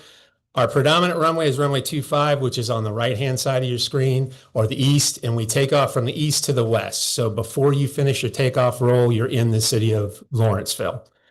And that becomes important when we discuss certain things. Your question about the power poles. If a power company wanted to put power poles along Hosea Road there, they would contact the city of Lawrenceville to get that zoning permission, not the county, even though the county owns and operates the airport. We've had an informal agreement with the city for a long time where they worked with me on zoning. Unfortunately, sometimes the county and the city have competing priorities, which is a nice way of saying they don't get along all the time. And recently, a good example was the city proposed a very extensive annexation. The county did not like that or want to do that. So because of that, that informal arrangement stopped. And that building that you see that's 1,851 feet off the end of my runway got zoned to be 20 feet higher, and I had no participation in that process because the city and the county stopped talking to each other for an annexation thing, which, trust me, I'm not in charge of annexations. But that kind of relationship can go away very quickly. And as you can see, the city can actually shut down my airport today. Please don't tell them, but they can. If they put a cell tower right across the road from me, what the FAA is going to do is they're going to write a letter to the county saying, you didn't protect your approaches. There's a cell tower there. You can either shrink your runway, and depending on the height, you have to have that 3% slope that clears that height. It may shrink my 6,000 foot runway to maybe 2,000 feet. So now all my jets can't even leave, and they certainly can't ever come back. Or more likely, depending on the height, they'll just say you have to move the runway. So now the county's in a position where they either have to relocate the entire airport or shut the airport down because the city made a determination with that. Now, typically, do I think they do that? No, but again, we don't always get along, and that is what resulted in this zoning here. That's kind of why we're looking for this legislation is we need somebody, for lack of a better way of putting it, to be the adult to say, you guys need to talk. And I'm hoping that you guys can do that with some sort of state legislation. And that's pretty much what that slide says. That's my information. If you have any questions, I promise you I'd keep it short and sweet, but I did want you to understand that this is a real life thing.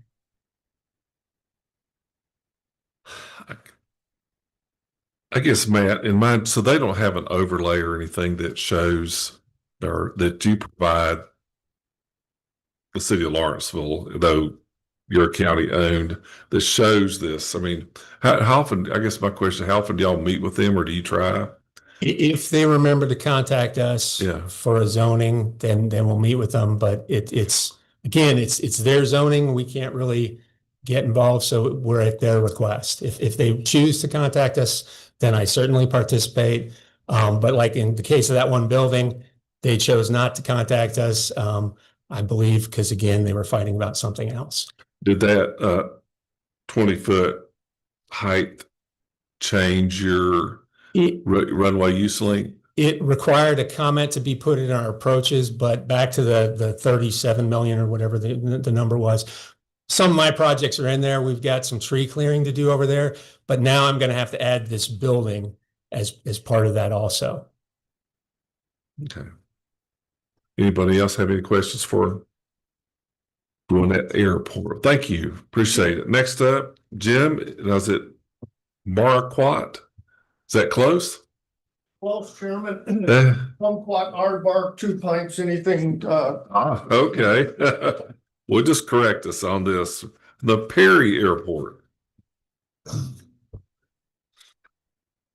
Look there. What are we using this?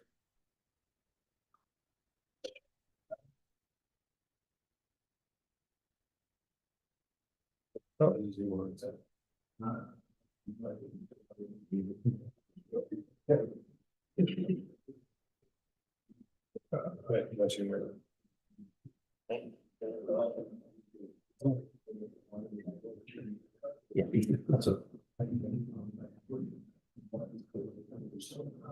There we go. Start you. Off you go. Just this one. Chairman, I appreciate that. I'm Jim Marquardt. It's pronounced like a mark in a quart. Okay, thank you. Try to keep it simple. So I'm faced with a situation right now where the FAA is fixing to increase my minimum descent altitude. So when we're talking about these glide slopes in this 3-degree slope that you can come in on, that allows an aircraft to come down 200 feet off the height from my runway. So 200 feet above the runway, they can get down in bad weather And what the FAA wants to do now is increase that 200 feet to 280 feet. That doesn't sound like a big deal, but in the world of aviation, it is a very big deal to increase that by 80 feet. What's causing that is, in this case, I've got 3 trees. Now, you were talking, I know the questions have been asked about the sides of the runways. If you look down in the lower right-hand corner, that is 4,000 feet from the end of my runway. And that is a tree that's sticking up that is too tall and is causing them to want to increase my descent altitude. On the left side, there are 2 additional trees that are also causing that increase. And if I don't get those trees down, then the increase will go up. And keep in mind, these trees continue to grow. So my 280 feet above the runway in another couple of years is going to be 300 feet or 325 feet. It's going to continue to get worse. And that greatly affects the ability of an aircraft to land at that airport in adverse weather. Additionally, at the north end of the runway, I have got a number of other trees. This comes from the LiDAR data. My runway, you can see, is down there at the very bottom of the slide. And you can see that as the airspace goes out, my problem here is these are pecan trees. This is part of a pecan orchard. So these trees, there's no defined way to go in there. There's no machine to go in there and just start cutting across the top of all of these pecan trees to get them down to the 30 feet or 40 feet height, depending on the distance from the runway that they need to be. Additionally, that would have to be done every few years to keep them at that height. Other problem you run into here is now when I top these trees, I'm taking pecans away from them on the farmer. So what's my reimbursement? How do we figure out just how much we've taken from that farmer, from that pecan farmer, and what's the value on each one of those trees that I'm going to have to top? So then the other alternative becomes, can we buy the property from him? And again, is he a willing seller or not a willing seller? So you can see without any kind of regulations, I'm kind of at a stumbling block here as to how I get rid of these trees, or at least get them down and out of the surface that I need. And what's the raising the descent altitude really mean? Well, instead of being, my airport sits at 418 feet, you can currently descend down to 618 feet in order to find that airport in fog or bad weather. Increasing it by 80 feet means that now you can only get down to 280 feet. And again, those trees keep right on growing. So the initial trees, these trees here are 2,209 feet to 3,108 feet from the end of the runway. The trees on the side here, the trees on the left side are 2,089 feet from my runway. The trees on the right-hand side are 4,209 feet from the runway. So again, you can see that the distance does matter. And as Stephanie was saying, we fly a pattern around that airport. So on the right-hand side, to land on runway 18, that's a downwind leg. And those trees are within the parameters of that. I've got 4 separate property owners that I would have to deal with. These 2 trees here are one property owner. The trees on the right-hand side is another property owner, and the trees at the far side is a fourth property owner. So all in all, over the last 10 years, GDOC and the FAA have spent $10 million on Perry Airport, and that's been a very wise investment. I can tell you that my fuel sales this year will triple from where they were 8 years ago. Ad valorem tax is going to double from where it was 8 years ago. So this is a good investment, but what are we doing to protect the investment? We're putting all these money into these airports. Lord, we've got to save these airports, and we don't want the runways shortened, and we don't want the glide slopes increased. Doing so just hinders the airport and its ability to accept aircraft. What kind of aircraft come in there to Perry? I've got the largest Purdue chicken processing plant, the largest Frito-Lay plant. I've got Jack Link's beef jerky. They come in almost monthly now. We've got American Drainage System. We've got the Guardian Center with military aircraft coming in.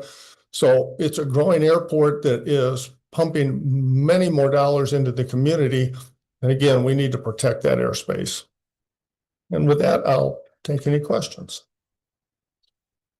Eric McCollum. Thank you, Mr. Chairman. So I'm kind of perplexed. So the one gentleman from Dalton Airport said, well, we can't go in there and negotiate with them because we can't, federal government won't let you use that federal money. But Commissioner McMurray tells me all the time, well, we can't do federal money, but we can do state money.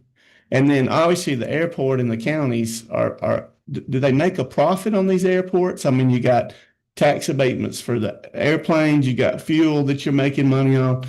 Does the counties and the state government make money on this that we could go in and say, we're going to negotiate with these property owners and say, hey, we'll pay you this much for this tree, we'll come in and cut it or whatever, leave the feds out because that federal money we can use for something else? Or am I missing something? All right, so I can speak to Perry Airport specifically. We sit in 2 counties.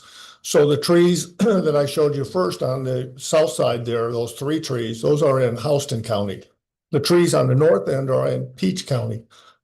The airport sits inside the city limits of Perry.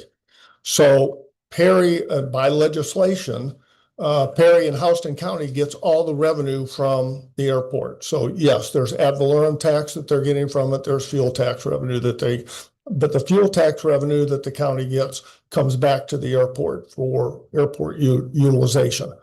So yes, some of those dollars go to the county and city. Some of them come back to the airport. Peach County, however, that's on my north side, they get no revenue or anything from the airport. So hence they have no vested interest in the airport. Well, I guess my question is obviously you have all these buckets of money. It seems like somebody could come in and say, look, we'll go, you can hire a third party or whatever. We'll go negotiate with these property owners and say, hey, we'll cut these trees for you and then we'll pay you this money. And then that comes out of this bucket of money instead of, it seems like everybody's saying, well, it has to come out of federal money. There's no other option. We have to buy the property and we have to cut the trees, clear them. Instead of saying, hey, working with the landowner, say, we'll cut these trees and we'll pay you for them and take it out of this bucket of money that you're making a profit on. Somebody's making a profit. Absolutely, as long as the landowner is willing to negotiate and work with you on that. A lot of the landowners are not. But I mean, I wouldn't be either if I was having to deal with the federal government and having to sell my land. I mean, but if you go in and make if I've got a piece of property and I have forest on it and somebody comes in and says, we'll pay you for these trees, we'll cut them, we'll get them out, we'll clean up, and we'll pay you this number, there's a number. I mean, I understand there's people that think that they're going to make a fortune on it, but it seems like to me that if you're having to deal with the federal government, that's one thing, but you could hire a third party or work with them and just pay them for the trees and have them cut them down and pay it out of this bucket of money, not the federal bucket of money. And that's a true statement, but going back to the reason for the federal money is the match. So when you start looking at the communities and if I'm using GDOC dollars, then I've got a 25% match. If I'm using federal dollars, I have a 5% match. So that's one of the main reasons why you look for federal dollars when you can get the federal dollars. And if I'm just using local dollars, and of course there is no match, we're doing 100% of it. Well, I get that, but if you're a runway 6,000 feet and they switch you to 5,500 feet, you're out of business anyway. So it seems like to me that, Right. So that was my question. And everybody keeps saying federal money, and I get that. I mean, I guess it's not free money, but why don't they use their local money just to negotiate with the property owners and cut their trees and pay them for them? And that's if they're willing to negotiate with them, absolutely, that is a possibility. Okay. Representative Holly. Thank you, Mr. Chairman. I guess looking through this, I know it's good for the state to intervene, but it's tough in a property rights state. In terms of just having this kind of law that makes a demand on it. Would a maybe would a solution be, maybe if we're looking at expanding the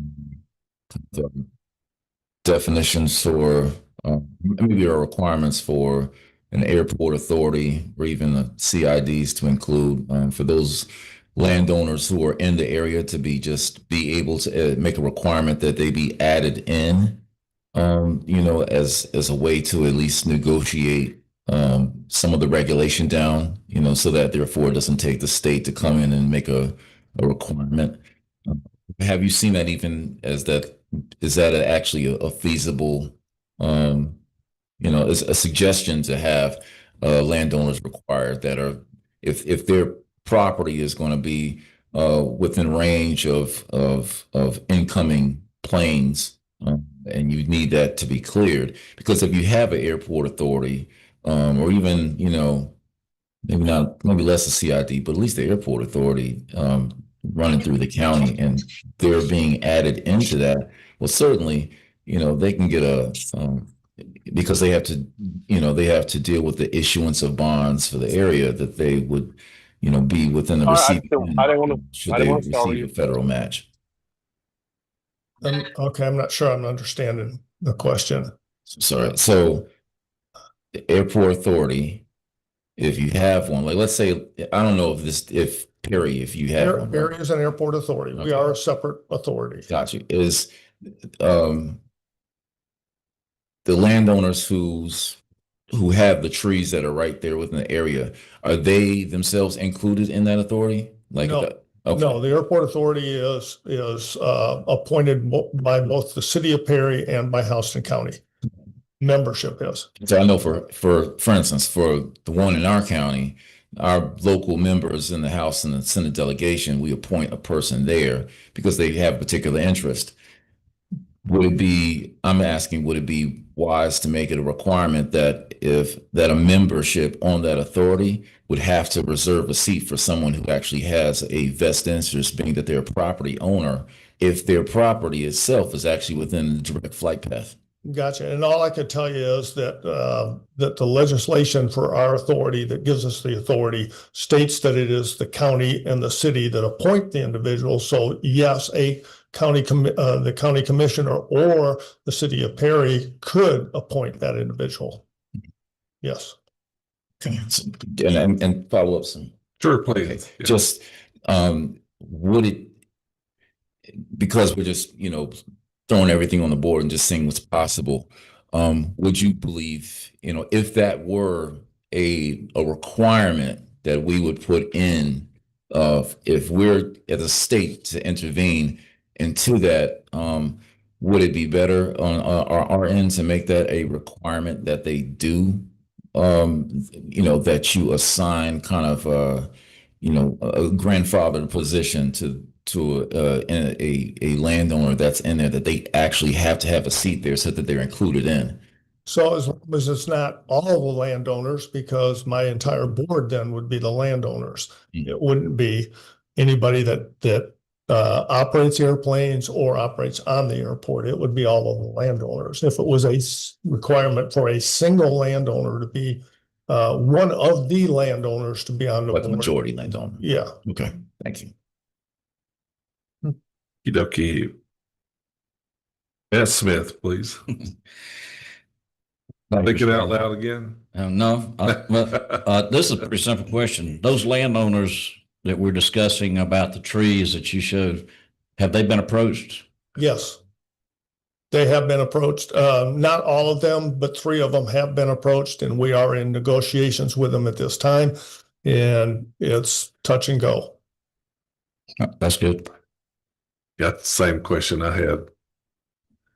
29. Person word. So I'm going to think out loud as well. When I come into say my county wants to build an airport and I create an airport authority, knowing that, my trajectory for my airplane is in front of me. what stops me as a property owner from then coming in after y'all build this airport and buying a property right outside that airport and building a giant cell tower and basically saying, well, you're going to pay me whatever amount of money I have to do to have this cell tower here? As of right now, in the state of Georgia, nothing is going to necessarily stop you. And that's one of the reasons that we are looking for this legislation.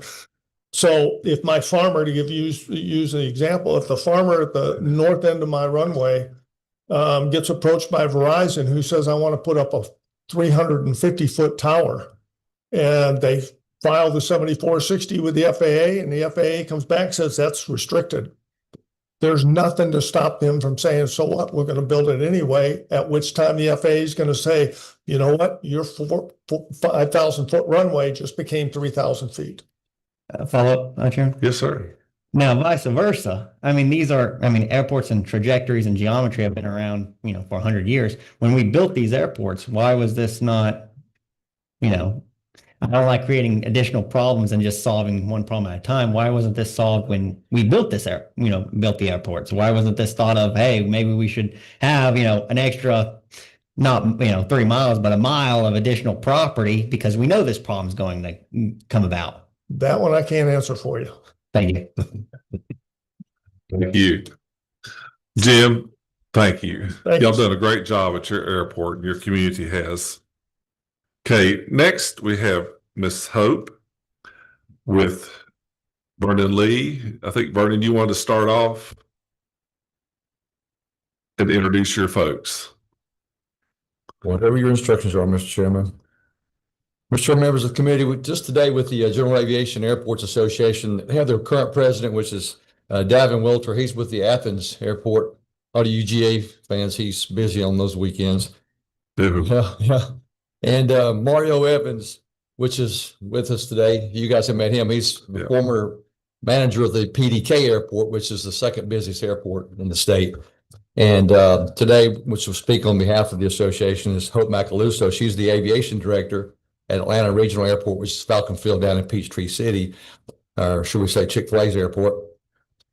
And that being said, is we, as you all know, and before I let Hope turn loose, had great partnerships with these folks in this front row, constantly working with all of us in the airport industry, with the associations, providing information, giving us feedback, and also the funding that you have mentioned a couple of years ago.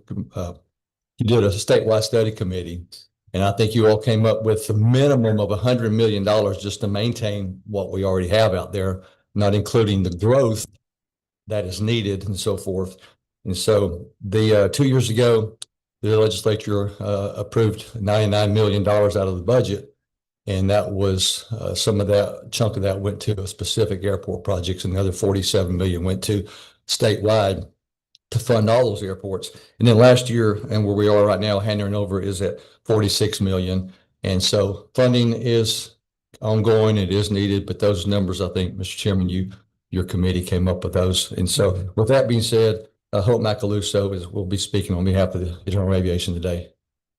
Well, I'm glad you're here, Hope.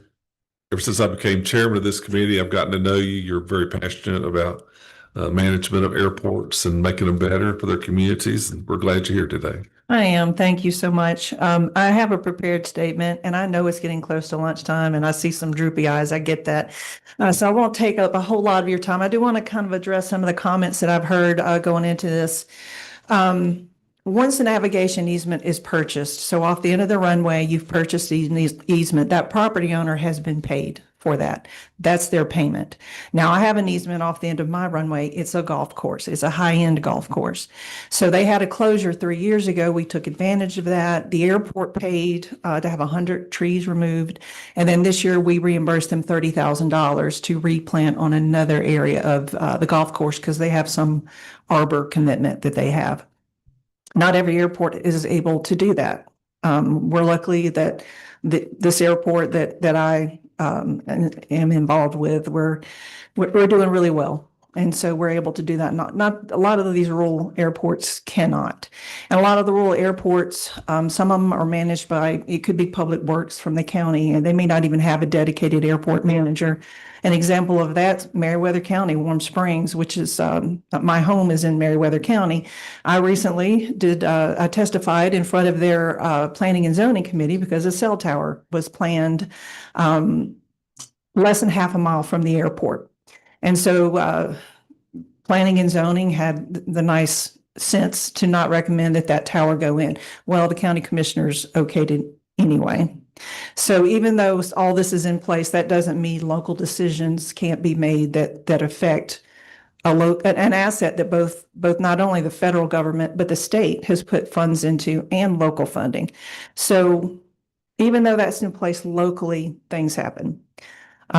So that being said, there's a couple other things. Andrew had mentioned Florida was preparing a GIS tool so you can plug in the data to see if you are next to an airport and need to report. The FAA actually already has that tool. You just plug in your lat long, the height of the ground and the height of your structure, and it spits out whether or not you need to report it or not.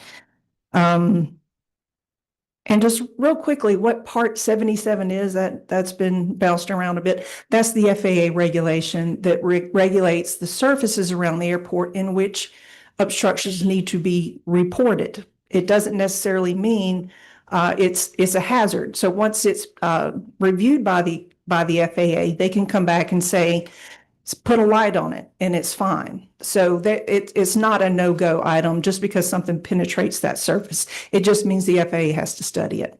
And with that, let me get into my prepared statement. So Chairman Jaspers, Vice Chairman McDonald, and all of the members of the committee, thank you for allowing me to be here today. Let me further explain Part 77 a little bit. It is the code of regulations with the FAA that is over objects penetrating the navigable airspace around airports. It's imaginary services around the airport, pictured as an upside down football stadium. So, well, not upside down, I'm sorry, picture a football stadium. So as it comes into the airport, it comes in and it's an oval, with the exception of your approaches that go further out, as you've seen in other presentations. So there's number of different services within that area, and that depends on the phase of flight that you're in. Now, the FAA relies on state and local entities to preserve these services through compatible land use controls and obstruction management policies. The FAA itself does not regulate their own policy. They depend on cooperative state mechanisms and to ensure compliance with these standards, state and local. So why do we need it at a state level? While municipalities play a crucial role in land use planning, aviation safety and infrastructure integrity transcend local boundaries, which you've seen today already. The state's aviation system operates as an interconnected network, and airspace protection must therefore be administered on a statewide, consistent, and with technical rigor. So absent statewide authority, each municipality may interpret or enforce that FAA regulatory surface, Part 77, differently, leading to fragmented regulatory landscape. So not every area is going to adopt their own local zoning. I'm lucky, my folks do, but there's such a thing as a variance. Inconsistency creates legal uncertainty for developers, the airport, and pilots. So the state level framework ensures uniform definitions, procedures, and enforcement mechanisms. As we said, other states have examples of that. Minnesota, North Carolina, where state aviation agencies coordinate local zoning with the FAA obstruction standards. Most local jurisdictions lack the special expertise, the geospatial tools, and aviation engineering resources necessary to interpret the FAA's obstruction evaluation data or manage the electronic distribution that triggers that reporting form. The state DOT already possesses the required technical knowledge and institutional capacity. What we're asking for is a centralized oversight that would streamline coordination with the FAA's obstruction policy to ensure that it's technically correct and administered throughout the state. Let me go back to, we've been talking about money a lot. I'm just kind of jumping off the page here. The money, this is not the ask. We're not asking for money for this. We're asking for a state level policy that can be enforced across the state so all airports are protected similarly. Now, money helps, I'm not gonna lie, because as Vernon stated in the statewide study that we did a few years ago that I participated with Chairman Jaspers, 100 million a year was the number that we came up with just to maintain the airports in this state. There is a lot of local participation. Believe me, I had a state project last year. It was to expand my ramp. It was a over $3 million project. We put 25% of that in there. So over $600,000 came out of my budget. I don't get money from the county or the city because I'm not owned by the county or the city. I came out of my budget. So we do fund things locally as well.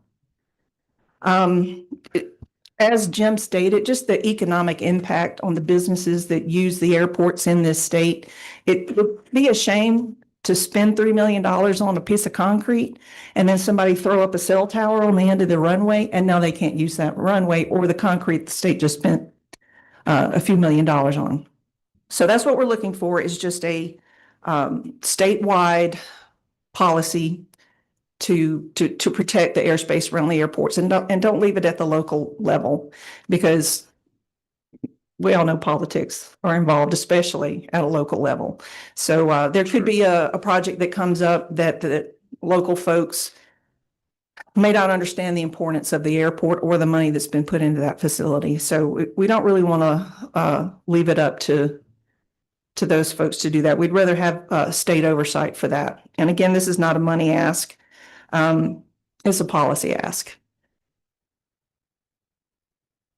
Any questions? I went off sheet a lot, so That's all right. I have a copy of We have a copy. We'll share. Yeah. Representative Smith. Thank you, Mr. Chairman.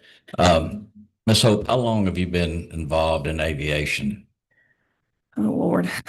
My degree is in professional aviation from Louisiana Tech University. I'm a private pilot. I've worked at New Orleans International. I was with American Airlines in Chicago and Atlanta for 6 years. I worked with Hartsfield International. I was at LaGrange Callaway for 5 years, and I've been at Falcon Field for 14 years. So the last 20 years has been at GA Airports. However, I have both an airline and commercial airport background, a degree, and flying experience. Yeah. Follow up, Mr. Chairman. Yes, sir. Oh, yeah. And that's what I appreciate, the background and the example you gave, unfortunately, in Meriwether County when the tower wasn't needed, shouldn't have gone there, but it went there anyway. I go back to the enforcement. I guess it's enforcement, but you got to have some policies that are standard policies in place. Somebody needs to put those in place, and then they can have the right enforcement across the state of Georgia, is the way I look at it. From Absolutely. If there's a requirement for all the municipalities or owners of the airport, or just even if it's several different counties involved, but there needs to be a requirement for that policy to be in place and to be enforced. I appreciate your testimony. Thank you. Sure. Thank you, Mr. Chairman. Yes, sir. Our Secretary, Mr. McCollum. Thank you for being here. Sure. So I just wanted to kind of go over, I wasn't really speaking of the money. I was, my main concern is private property rights, and these private property owners, you coming in and cutting their trees, and that obviously if I've got a tree and I don't want to get it cut, I want to get paid something higher than, what, if I want to harvest my land, I can harvest my land. That's one thing. But right. I guess my question, my thing is, if you have federal match, that was kind of my part there. But I do see, just like that we were talking about a state oversee, trees are one thing, but like building a building or something like that, I can kind of see that. And I know how much politics comes, especially with these airports, because that I know how impactful they are for a state, but the average person in a county, our constituents, they never set foot on these airports, most of them. So I can see how big of a deal it is locally. You're trying to pass something for an airport and Billy Bob, or they don't care about this airport. So I can kind of see that, but I'm just super concerned about private property rights and these private property owners getting reimbursed over and beyond, and not having the feds come in. And I know it's federal money, but them coming in, all the red tape and all that stuff. That was my concern. I totally agree with you. And as a property owner myself, first of all, I've had enough sense to not buy airport, off the end of an airport. But people do, and I understand property rights. And there's a mechanism in place at the federal level, and that mechanism is depending on how far off the runway it is. You can purchase an easement, and with that purchase of the easement, you're compensating that property owner for the ability to keep your airspace clear. The FAA will cut one time with their own funding, and then after that, it's up to your local folks to keep that clear. So there's a funding mechanism in place at the federal level. GDOT actually can't participate in that process, so they can't purchase land. Can you remove obstructions? Yeah. Okay, but they can't purchase land. So as it stands, so there's that federal process. Now, if things, Mr. $50,000 a tree guy, then you go, unfortunately, there's an eminent domain process, and nobody wants to do that with their neighbors. I went through an ugly process in LaGrange, and you're talking about, this was grandma's tree that she planted. My bike grew into the side of it, and it's still there, and I don't want you to cut this tree. I've been down that path, and I certainly understand the emotions that go along with it. But there's got to be a balance between property owner rights and then the rights of the whole community to be served by this asset. Good. Thank you. Thank you, Hope. And just like Representative Smith said, we appreciate what your knowledge. You've just been great for my years of being involved in this. So before we go to lunch, my question is, what's next? I've got a new policy analyst, Danny. You're going to be in charge. I said, well, let's give her something to really work on here. I want you to quit on your second day. Okay. No, but we'll be talking about with the committee, I know we can't be heavy handed. I know, Mitchell, many of y'all know that. I know that I'm that way too, but we got to think of a way we can, with policy, protect airports. And so it's going to be kind of interesting. I do hope that you can get me Ed Lindsay, who's been very on point, Ed out, been very active in this world and knows a lot about it. To who you've been talking with GMA and ACCG. Met more than once with both GMA and ACCG. They understand the problem. We've made it very clear, Mr. Chairman, that this needs to be, I like the term, kumbaya. This needs to be a collaborative effort because our airports, like the GAA, you guys represent about 75% of the airports. They're all owned by local governments. And so it has to be a collaborative effort, and we're going to continue to work for that. We'd love it if you would sort of tap some representatives to help us with trying to come up with something, because we'd love to be able to put together a bill, maybe something close to Florida, which focuses on getting the local governments to work with their airports to come up with a plan. And the state only comes in at the last minute. To your point, the whole point is to get the feds out. Georgia is forced sometimes to deal with the feds because we're only one of 3 states that doesn't have this kind of legislation. So we're trying to get the state to push on the local governments to come up with a collaborative effort with the airports. And my client, and I'm sure the other folks as well, Hope is a great ambassador of all the airports, as well as the folks that you heard from my group. We want to put together collaborative. And like I said, I think Florida may be our best model, but even that needs to be tweaked to make sure it has a Georgia peach taste to it. Well, thank you, Ed. Appreciate it. So we'll break for lunch, committee. Seth has something waiting for you in room 514, and he'll talk to you then. But we'll be back here at 1 o'clock with the Geotoll, and look forward to hearing what they have to say. It's a tough issue. I think anybody just, if you've been listening, this one's a tough one. So we'll take a lot of our work to try to figure out something that's fair and balanced for Georgia. We'll adjourn till lunch. Thank you.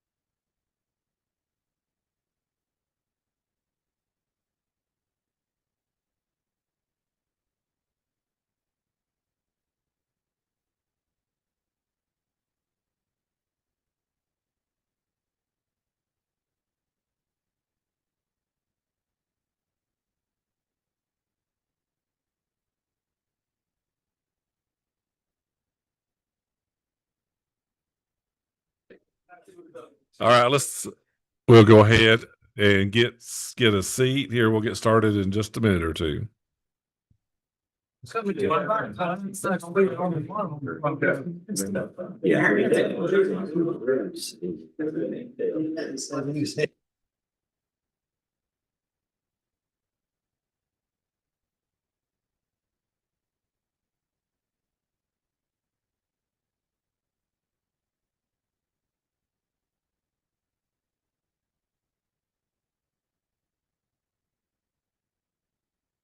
All right, let's go ahead and get started with the second half of our meeting after lunch. Tom, bunch of them left, but that doesn't decrease our interest in what GeoTolls is going to tell us today. I appreciate myself meeting with you a couple of times, learning about what you're working with and your sidekick. Y'all be doing a great job. Appreciate Spiro, you working real hard to get us all together. But with further ado, we got your handout that's out here, and we'll go ahead and you have at it. Thank you very much, Mr. Chairman and members of the committee. My name is Tom Gustafson. I'm the Chief Strategy Officer for GeoToll. Now, GeoToll is a Florida company. We are our company owners are Florida based. We have a different take on the subject matter that we're going to discuss, which is road user charging. How do you charge on the miles traveled? So it's more even amongst the drivers. Some drivers are in your state based upon your taxes, and the average miles are going to be paying on the high side of $500 a year for their average mileage according to the records, around 70,000 miles. And other vehicles are paying as low as $150 a year for the same mileage, because there's different efficiencies in the cars. We're not going to really try to address that. What we tried to figure out in talking with the chairman, your DOT, et cetera, what's a way to get started so you can validate that the system can be implemented, can be fairly administered, can be very cost effective. And Anchor, who's here with me, the CEO of GeoToll, is going to talk about the specific ideas, policies, and advanced technologies that can get you there with a great deal of certainty. Following this hearing, if there's interest, and as the chairman directs us with the DOT, we want to demonstrate what the technology is that we're currently using in Oregon. There are two other states, so we're talking to both of them. Because everybody has successes and failures. So we're in discussions in Virginia, which has got a program, and in Utah, which has a program, very conservative state, I might add. But we're talking to eventually all 50 states. The federal government's made it really clear that the gas tax is got a problem of diminishing returns over time as cars become more efficient, more hybrids, more electrics, where they don't use gas at all. And so working towards that, you got to figure out what's the technology that we want to use to make sure that we can collect enough money for our DOTs in the future and make sure it's as evenly based as possible based upon use. The original purpose of the gas tax was to pay people based upon their gallons used, which was more or less equal, 30 years ago when every car got 50 miles of the gallon or so. What we're hoping is we at least get you to start thinking about how you might validate what we're saying, particularly if applied on a limited basis, and make sure that both that we give great respect to the uniqueness of the needs and interests of Georgia in the process. It's not one size fits all. Every program's a little different, and we try to make sure that in working with Georgia, we get a result that you could use 10, 15 years from now to solve problems, because our technology is flexible, it is advanced, it creates great customer experiences. We can prove it not here today, but we'll assert it in detail, and then you can tell us if you want to take the next step and consider now that you've finished a pilot in 25, if you want to consider some level of limited implementation in 26. So with that, I'll turn it over to Anchor. So I'm going to stop as you change in positions. Go ahead. Does everybody understand what we're up to? Yeah, we're trying. Go ahead, Derek. Excuse me. You're 21. I apologize. I stepped out for a minute. I don't know if you started. I don't have a clue what this is. What is it? Is it like something that goes on the vehicle, like a tracker or something? And how does that? Our advocacy is for odometer readings, which means we don't know where you've been, but we know how many miles you've traveled, and therefore we can bill accordingly. And there's technology surrounding that decision to make sure that the odometer reading is accurate and that you can bill on a monthly or quarterly basis instead of just paying once a year. We don't want to build it as a separate tax. We want to build it as a specific tax that's simply a different way of collecting the tax you already have on EV vehicles. So that's the broad parameters, but if we can get Anchor up, he's going to go through a presentation to answer those questions. It's about charging by the mile directly and off your odometer instead of doing it with a gas tax, which now, because of the range of miles per gallon, I can get 50 miles a gallon in one car and therefore pay 1/5 what a car it gets 10 miles a gallon is paying for the same miles. Gas is no longer a measurement of use is the problem, and we can solve it with this technology. Okay, you got Anchor. Thank you so much. Respected Chairman Jaspers and honorable member of the committee. I am very thankful to you for giving me an opportunity to come. I'm the CEO of Geotoll. My name is Ankur Agarwal. And once again, I'm here to present my thoughts on the program, policies, technology, software solutions, which can help Georgia implement a more cost-effective and a better technology-based program to collect current alternative vehicle fuel tax, which is being paid by all the EV owners. And Geotoll's experience comes from the Oregon's road usage charge participation that we do it as a program vendor over there. In addition to that, we have been a technology consultant for the pilot programs for many states, Maryland, New Jersey, Minnesota, Kansas. So from the experience from the pilot perspective, experience from the technology perspective, I am just here to share what are the different options, how this technology works, and to provide my thought process from that perspective. If you look into the EVs on the vehicle, so state of Georgia published a joint committee report in 2022, which stated it was on the electrification of transportation, and the report stated that Georgia collects about $1,600 million annually on the fuel tax, and this fuel tax is purely being paid by the 31.2 cents per gallon on the gasoline and about 35 cents per gallon on the diesel at that time. Now, over the years, the fuel efficiency of the vehicle have risen. So, for example, in 1975, the fuel efficiency of an electric gasoline vehicle was somewhere around 13 miles per gallon, which became about 25 miles per gallon in the year 2020. It became about 26 miles per gallon in about 2023, and then about 27 miles per gallon as of today.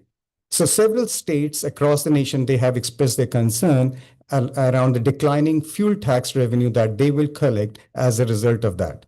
Now, Georgia has already addressed this problem by raising the fuel tax and then indexing the fuel tax on the vehicle efficiency as well as tying it up to the inflation. And from the inflation, it was very important because during the past 20 years so alone, the cost of construction has gone up by about 255%. So double indexing it from that perspective took care of those needs.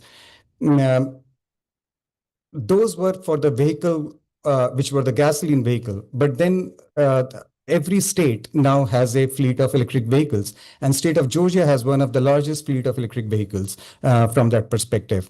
One of the study, in fact, from Bloomberg, it reports that the share of the electric vehicles is going to rise from current 10% to almost 50% in few years to come as the technology on the electric vehicles will continue to improve. The charging time will reduce, then the mileage per charge will increase. There will be more push towards the purchasing of those electric vehicles.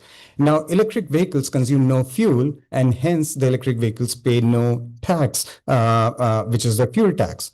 Again, Georgia addressed this problem by initiating or instituting a fee called the alternative fuel tax fee, which is about $234 per year. It's a flat fee which is paid by all the EV electric owners. And then this fee is also indexed as per the inflation and keeps going up based on the inflation and the fuel efficiency of the vehicle.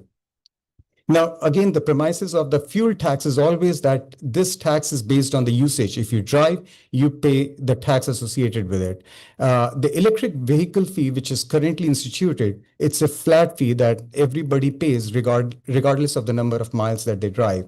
So, for instance, if you think about a tale of two EV owners, one may be driving 300 miles, another may be driving 2,000 miles, they both will be paying exactly the same amount of fee as the program stands currently. So, our humble suggestion for this committee to consider is to take that fee and instead of having a flat fee, implement a mileage-based user fee, or also known as road usage charge, or also known as vehicle miles travel program. These are all different acronym which relates to the same thing. Now, about 10 years back, when this concept had come in, and several states are considering this concept had come in, the technology was obviously expensive at that time. It started with an OBD device, which is called an onboard device. You plug that device in your vehicle, and this device then takes up your GPS coordinates, sends it to the server, and then your trips are calculated based on that. This device not only evades your privacy, it also is an expensive device. If you think about any hardware goes bad in about 5 or 6 years. So you have to have the replacement of the hardware, the cost of the the data collected and things like that. But over the years, the technology has vastly improved. Now the technology has provided a low cost-effective solution which fully protects the privacy of the user. For instance, when you're compiling the trips, you are only interested in knowing how many miles the user traveled in a month or in a quarter based on the program policy to construct the statement. We are not interested in knowing where the user traveled. So basically what we are looking at it is that odometer data, only the odometer reading from that perspective.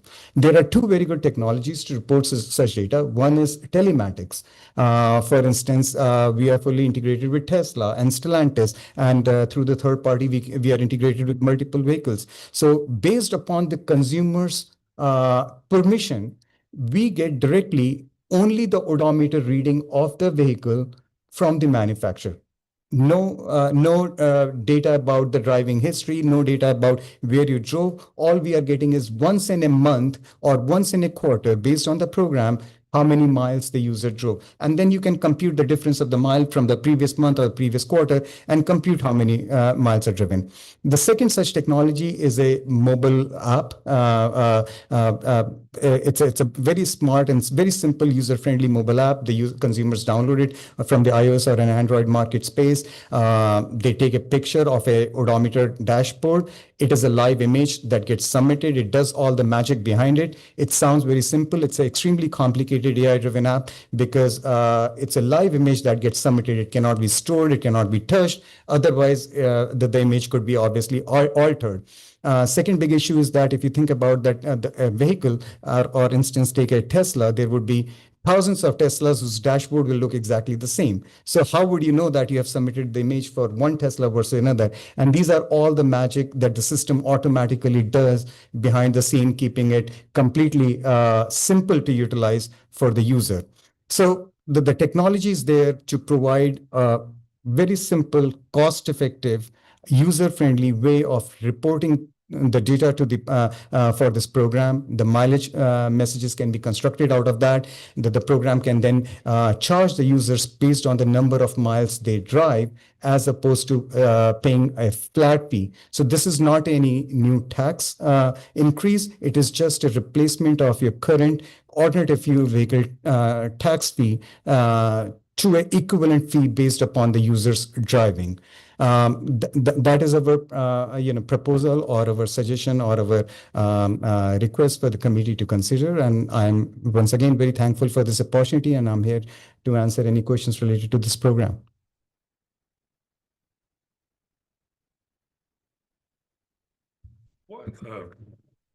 I guess in y'all's proposal, your thoughts are you'd like to see us do a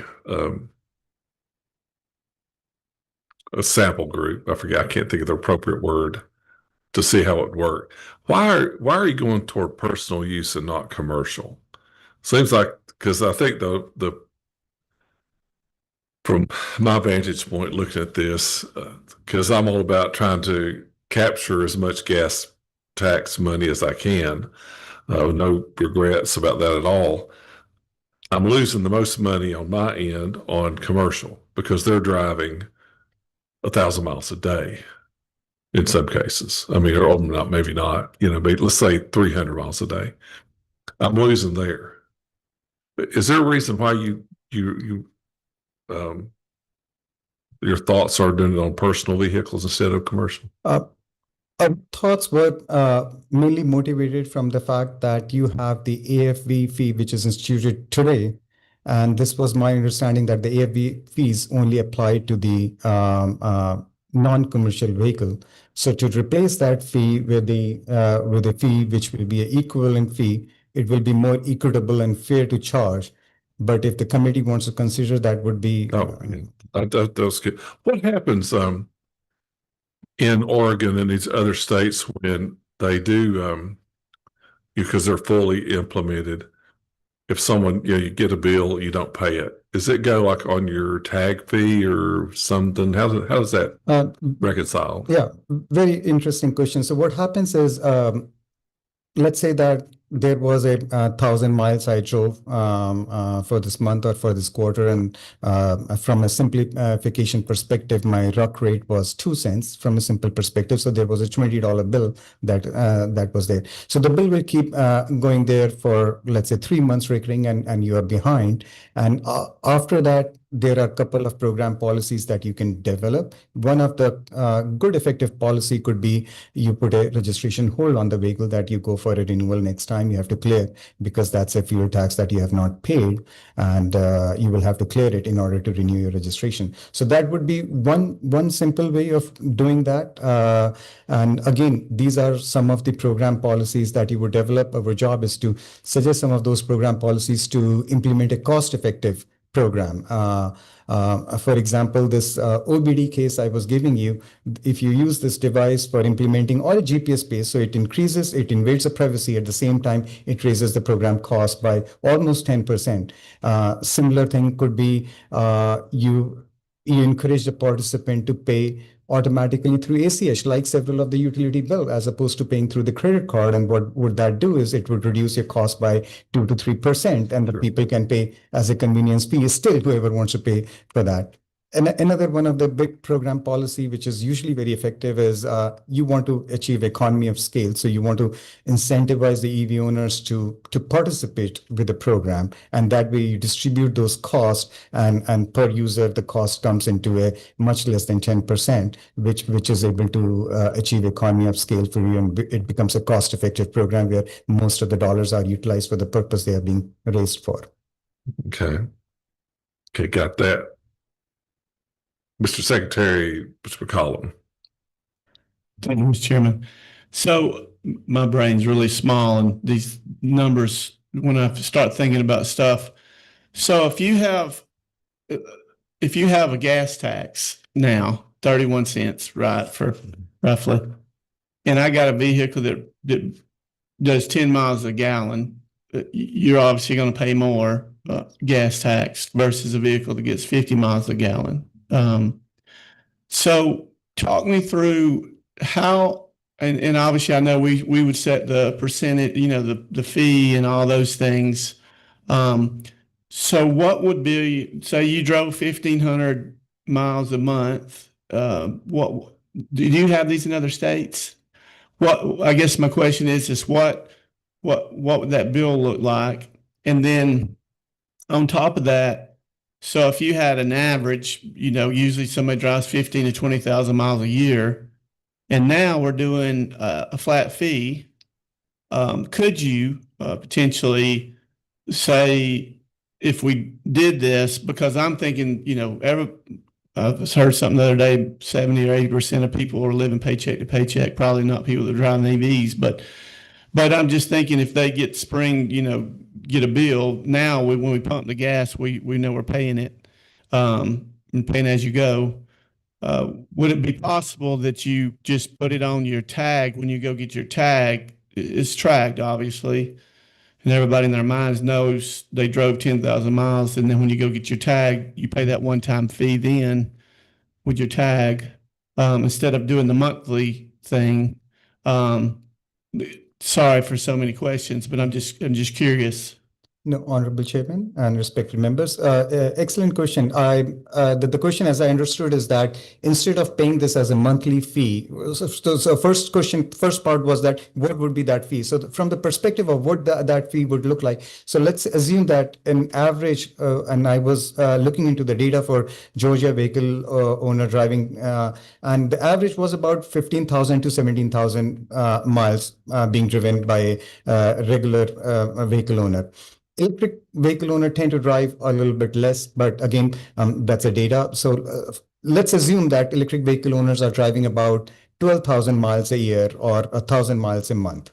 So if you want to make it a revenue neutral program, you are going to set up a RUC rate, which is going to be almost equal to the amount of revenue that you're collecting today, which would be somewhere between, and of course, this will be a data that will need to be studied in a little bit more detail. It will have to be about a penny, 0.7 to 2 pennies, less than 2 pennies and a little bit more than a penny and a half. So per mile. So for a 1,000 mile or a 10,000 mile, that bill will be about for 2 pennies will be about $200. For 1,200 miles, that bill with 2 penny will become $240.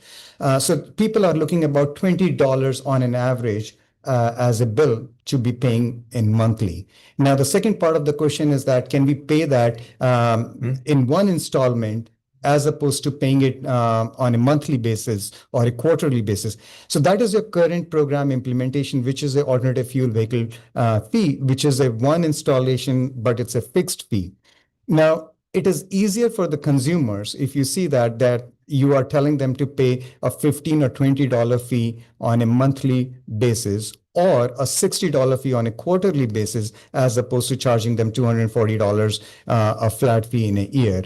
So usually based upon the pilot experiences and based upon the surveys, populations tend to appreciate paying monthly or quarterly bill as opposed to paying one flat fee or a 1 year recurring fee towards a road usage charge.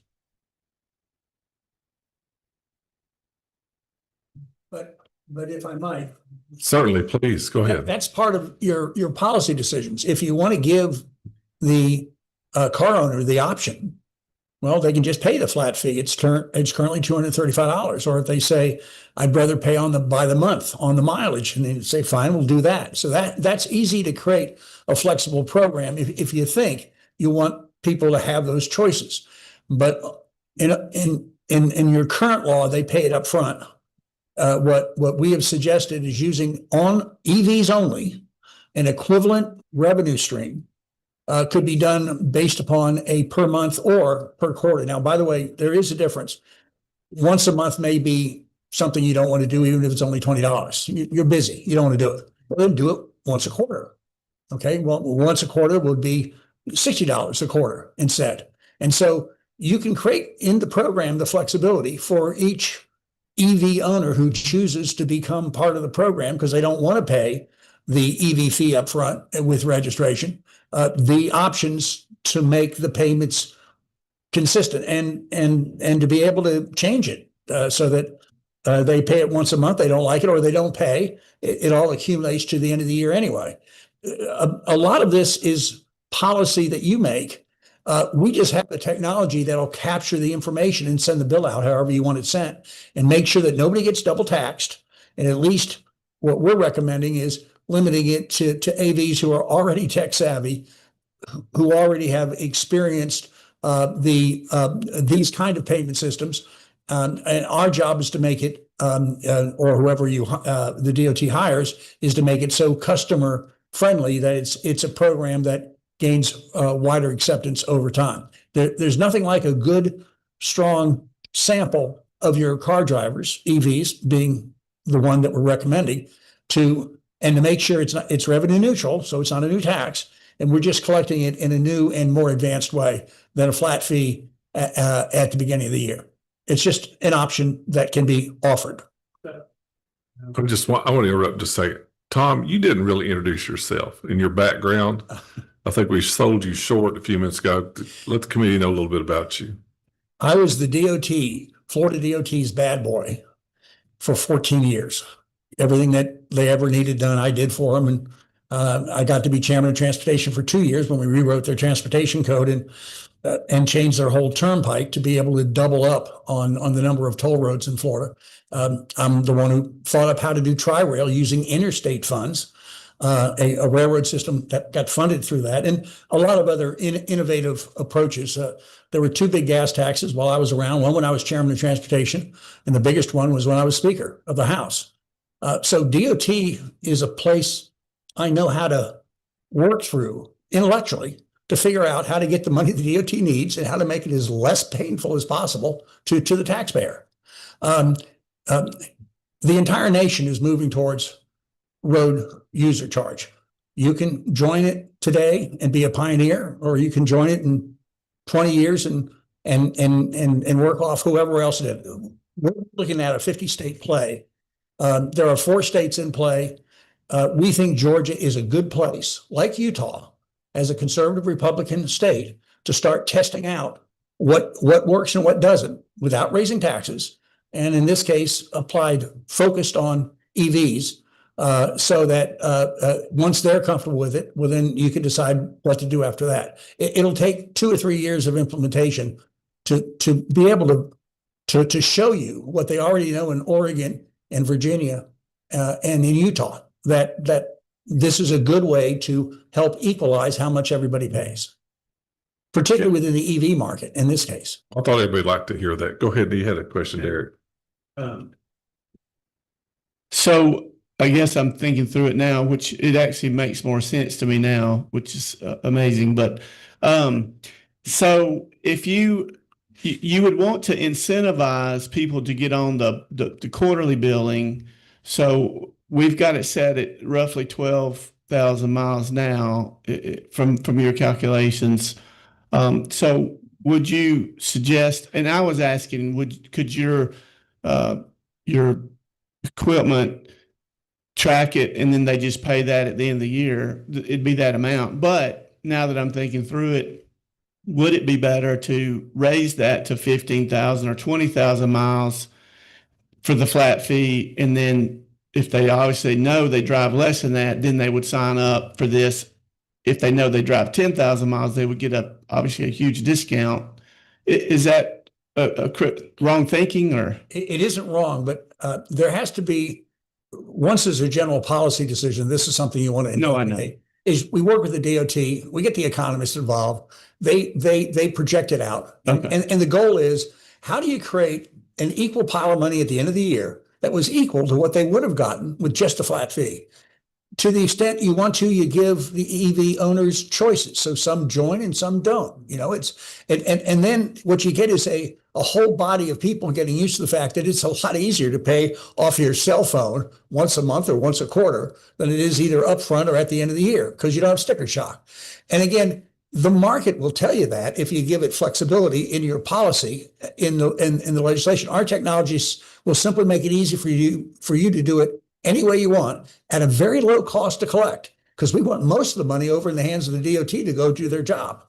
There is always a cost to collect within your department now. When you do it as a flat EV fee, you've got Department of Motor Vehicle costs associated with collecting that. We want to make sure that our costs are competitive so that it is revenue neutral to the department, and it gives them an extra tool to use should they want to make sure that people are paying their fair share, and that they're raising the money they need. One of the things that came out of Oregon, because they did a lot of policy work there, a lot of survey work, nobody mind paying the transportation fees if they thought they were equal. We based upon use. As long as it's equal in use, they don't mind paying. They're paying their fair share, and they all signed up for that. So that's a natural thing. And it used to be the case the gas tax was a pay-as-you-go system. The difference is we no longer have equal miles per gallon per car, so that sort of broke down. It's no longer as much a user fee as the people with low miles per gallon pay a lot more than the people that don't. RUC will let you begin to address that issue of equality, particularly when applied first to EVs, because they're probably the easiest one to implement from a customer standpoint, from a constituent standpoint, with the least amount of blowback, we think, because it'll be fair, it'll be obvious, it'll be well documented. And they do have a choice to pay a flat fee versus a monthly or quarterly fee.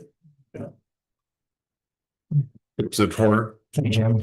So I have a couple of questions. I love his mind, so I want to talk to him. If you could stay at the microphone, please, a little bit. Our job is very simple. We're just trying to find money to pay for the infrastructure that's in use. The problem is energy is infrastructure is vastly different between the oil and electric infrastructure, and so the cost would be different. But that also being said, we're missing a couple of key people that are using electric vehicles and driving. One, out of state customers. If we go to a user fee, how are we getting people that are out of state driving through? We're one of the most traveled through states. Second is, of course, now commercial vehicles. So with pay at the pump, yeah, at least we're paying for people. And again, with market forces and everything else, the higher the gas tax, the more you lose to Tennessee, Alabama, South Carolina, and Florida, because they're just waiting until they travel through the state. So I guess all of these questions are, we have all this infrastructure we have to pay for, or it gets subsidized by somebody, either the taxpayer. Now we're subsidizing commercial business if we just do private owners, or we subsidize out of state users versus in-state users and just offset the fees there. And so I'm asking, I guess, I would personally rather go to out of state fees if we could, but how do we provide a better balance? And I want to address three things. First, the out of state. So secondly, the commercial question is when you buy a gallon of gas in Valdosta, Georgia, and you drive to Jacksonville and you burn all the gas in Jacksonville, and then you go back to Valdosta, Georgia, and buy your gas tax again.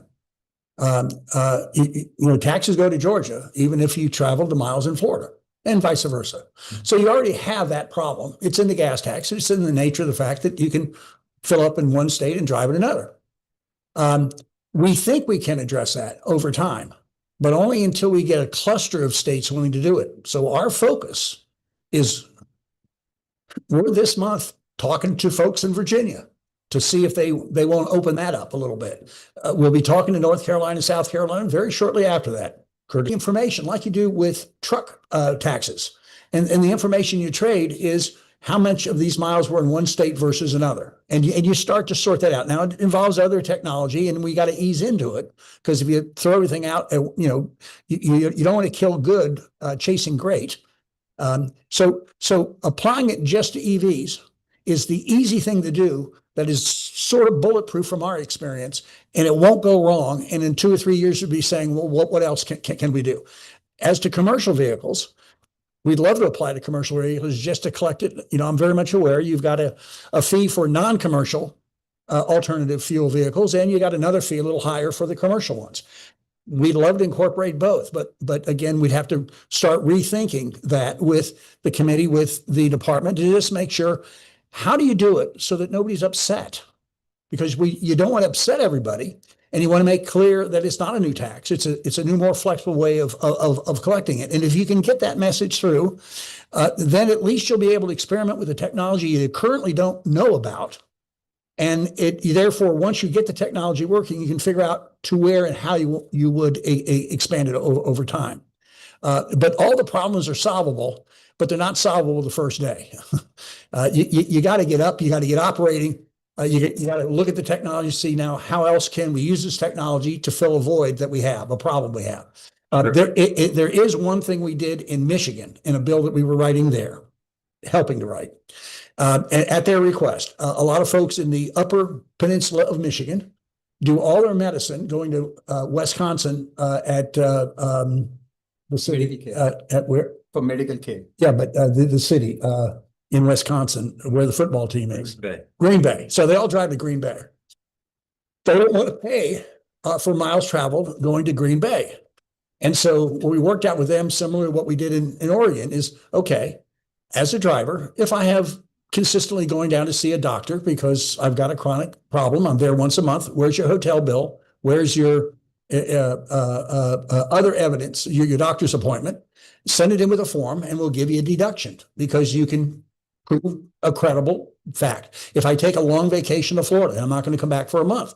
I can pretty well prove that with a few documents, and the DOT will say, well, you're right, we'll give you a credit.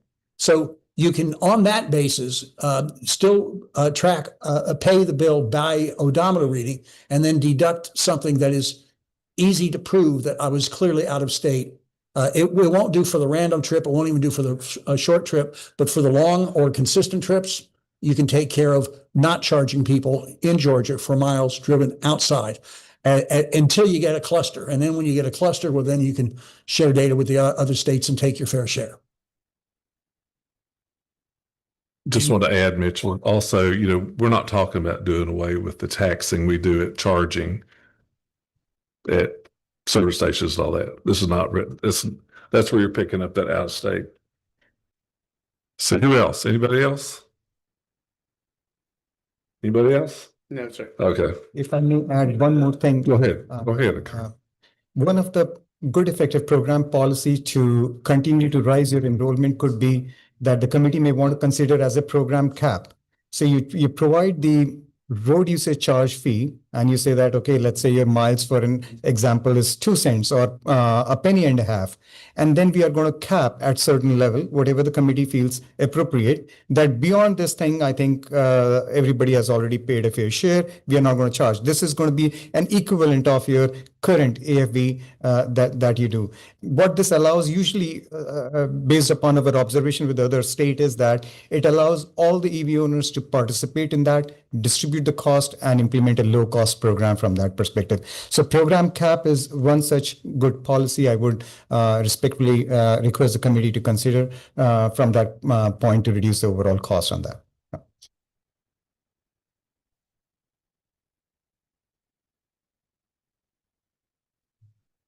Thank you, sir. Matt Barton, I was thinking about you. Is there a way we could do this we could include hybrid vehicles?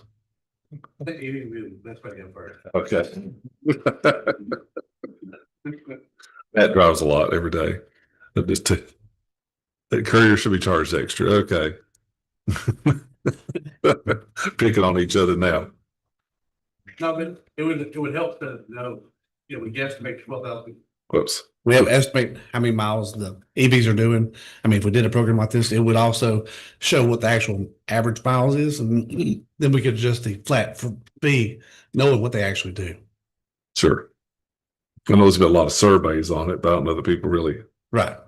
And they don't get it. I mean, from what you said, the privacy is not a device in your car. It's just getting the data from either an app or from the manufacturer. That is correct. Through the telematics, they call it just from the manufacturer or through the app. And all we are looking for is an odometer data, not where you drove, regardless of your roads that you drove. Anybody else? I see no other questions. Well, thank you, Geotoll, for coming today. Thank you, Spiro, for getting all of us together, working with Josh. I know y'all talked with Josh some, and we'll talk some more as we see what we can do. This is a great concept. Tom, you want to say something else? You got up like you want to. Yes. Now, all we want to do is do what the committee feels comfortable doing and keep it simple and make sure it's revenue neutral. So it's not confused with a new tax. It's a better way to collect it if you're interested in evolving technology, so that when you want to use the technology in bigger and better ways, you can, because you've got a good sense of how it works at the front end. And then you can join arms with your other southern states and create a cluster, and you really will have a better system than just relying. In Oregon, the Secretary of DOT asked, you're trying to suggest we're not going to do a gas tax. I said, no. I've passed many gas taxes. You want a gas tax, it's a good horse to carry it, and you want a rook. A second thing to help equalize the balance so everybody's paying their fair share. The two working together is a win-win, and there'll be multiple states coming to this conclusion, and we hope Georgia's one of them. Go ahead, Spirit. Thank you. I'm representing McCallum, I think, in pretty simple terms myself, but I just want to make sure the committee knows that what we're simply offering today, and first of all, thank you for the time. We do appreciate it, is to be a resource as the committee in its wisdom looks at perhaps a more equitable way to administer the EV fee only. We're not talking about touching motor fuel or anything like that. So obviously, between the excise tax, the hotel motel fee, it's spread out. Now it's diversified on how we collect those funds, but we just want to make sure that we can help you as you look at the EV issue and look at perhaps how to more equitably charge that fee for the consumer. Tom, did Spiro tell you that he was part of House Bill 170, the biggest? I wasn't going to bring that up, but I know there's a little PTSD in this room from some people that were here. So No. that's why I wanted to make that point, is we're not looking to open up that can of worms just yet for all who may be listening. You worked very hard on that, and we're glad you did. Got number 25. I got a flashing light here. Just one quick Terry. question. Would the owner of the vehicle have to give authorization for you to tap into their odometer? Yes. So as the way the program is designed, it is always works on the participant's consent. So the participant comes in, they sign up on the program, they sign up on the program policy, they give a limited access to review their odometer data only, and they can revoke that consent anytime and switch the method of reporting. So this is always the participants are in charge of how they report the data, in what fashion, what form. And the consumer could charge, like he could be quarterly, I could be monthly, and he could be biannually, or would it all be one? That would be dependent upon the program policy you define. And of course, if your program policy defines that the consumer could be charged in multiple ways, then the statements could be generated based upon the consumer preference. Usually, in all these programs, it's one way that the states define, either it is monthly or quarterly, the way the statements are generated, and then they are put in on a kind of a auto pay, and then it's a transparent to the consumer, where they are not even bothered about reporting it. It gets automatically becomes a part of the process. Thank you very much. Thank you so much. Secretary McCollum. My last question, I promise.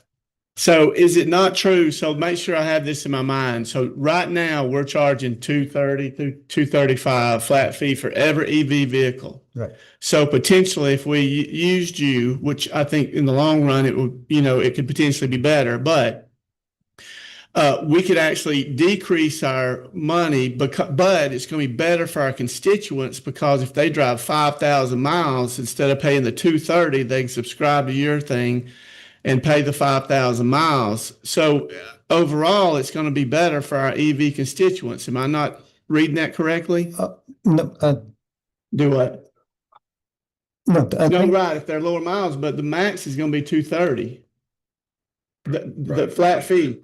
Yeah, the flat fee is going to be $230 no matter what. But potentially, if nobody signs up, it's going to be $230.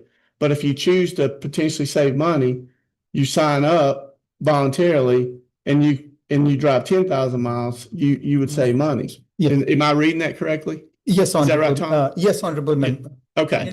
If I might, you can shine the apple, you can clean off the orange, and it's all the same process. Right. If the committee wants to, we're going to make sure that with the DOT, we can project out who's likely to be in, who's likely not to be in, what are they likely to want as a acceptable product, so that you're presuming that we know that. We don't know that quite yet. What we do know is that it can be flexible by the number.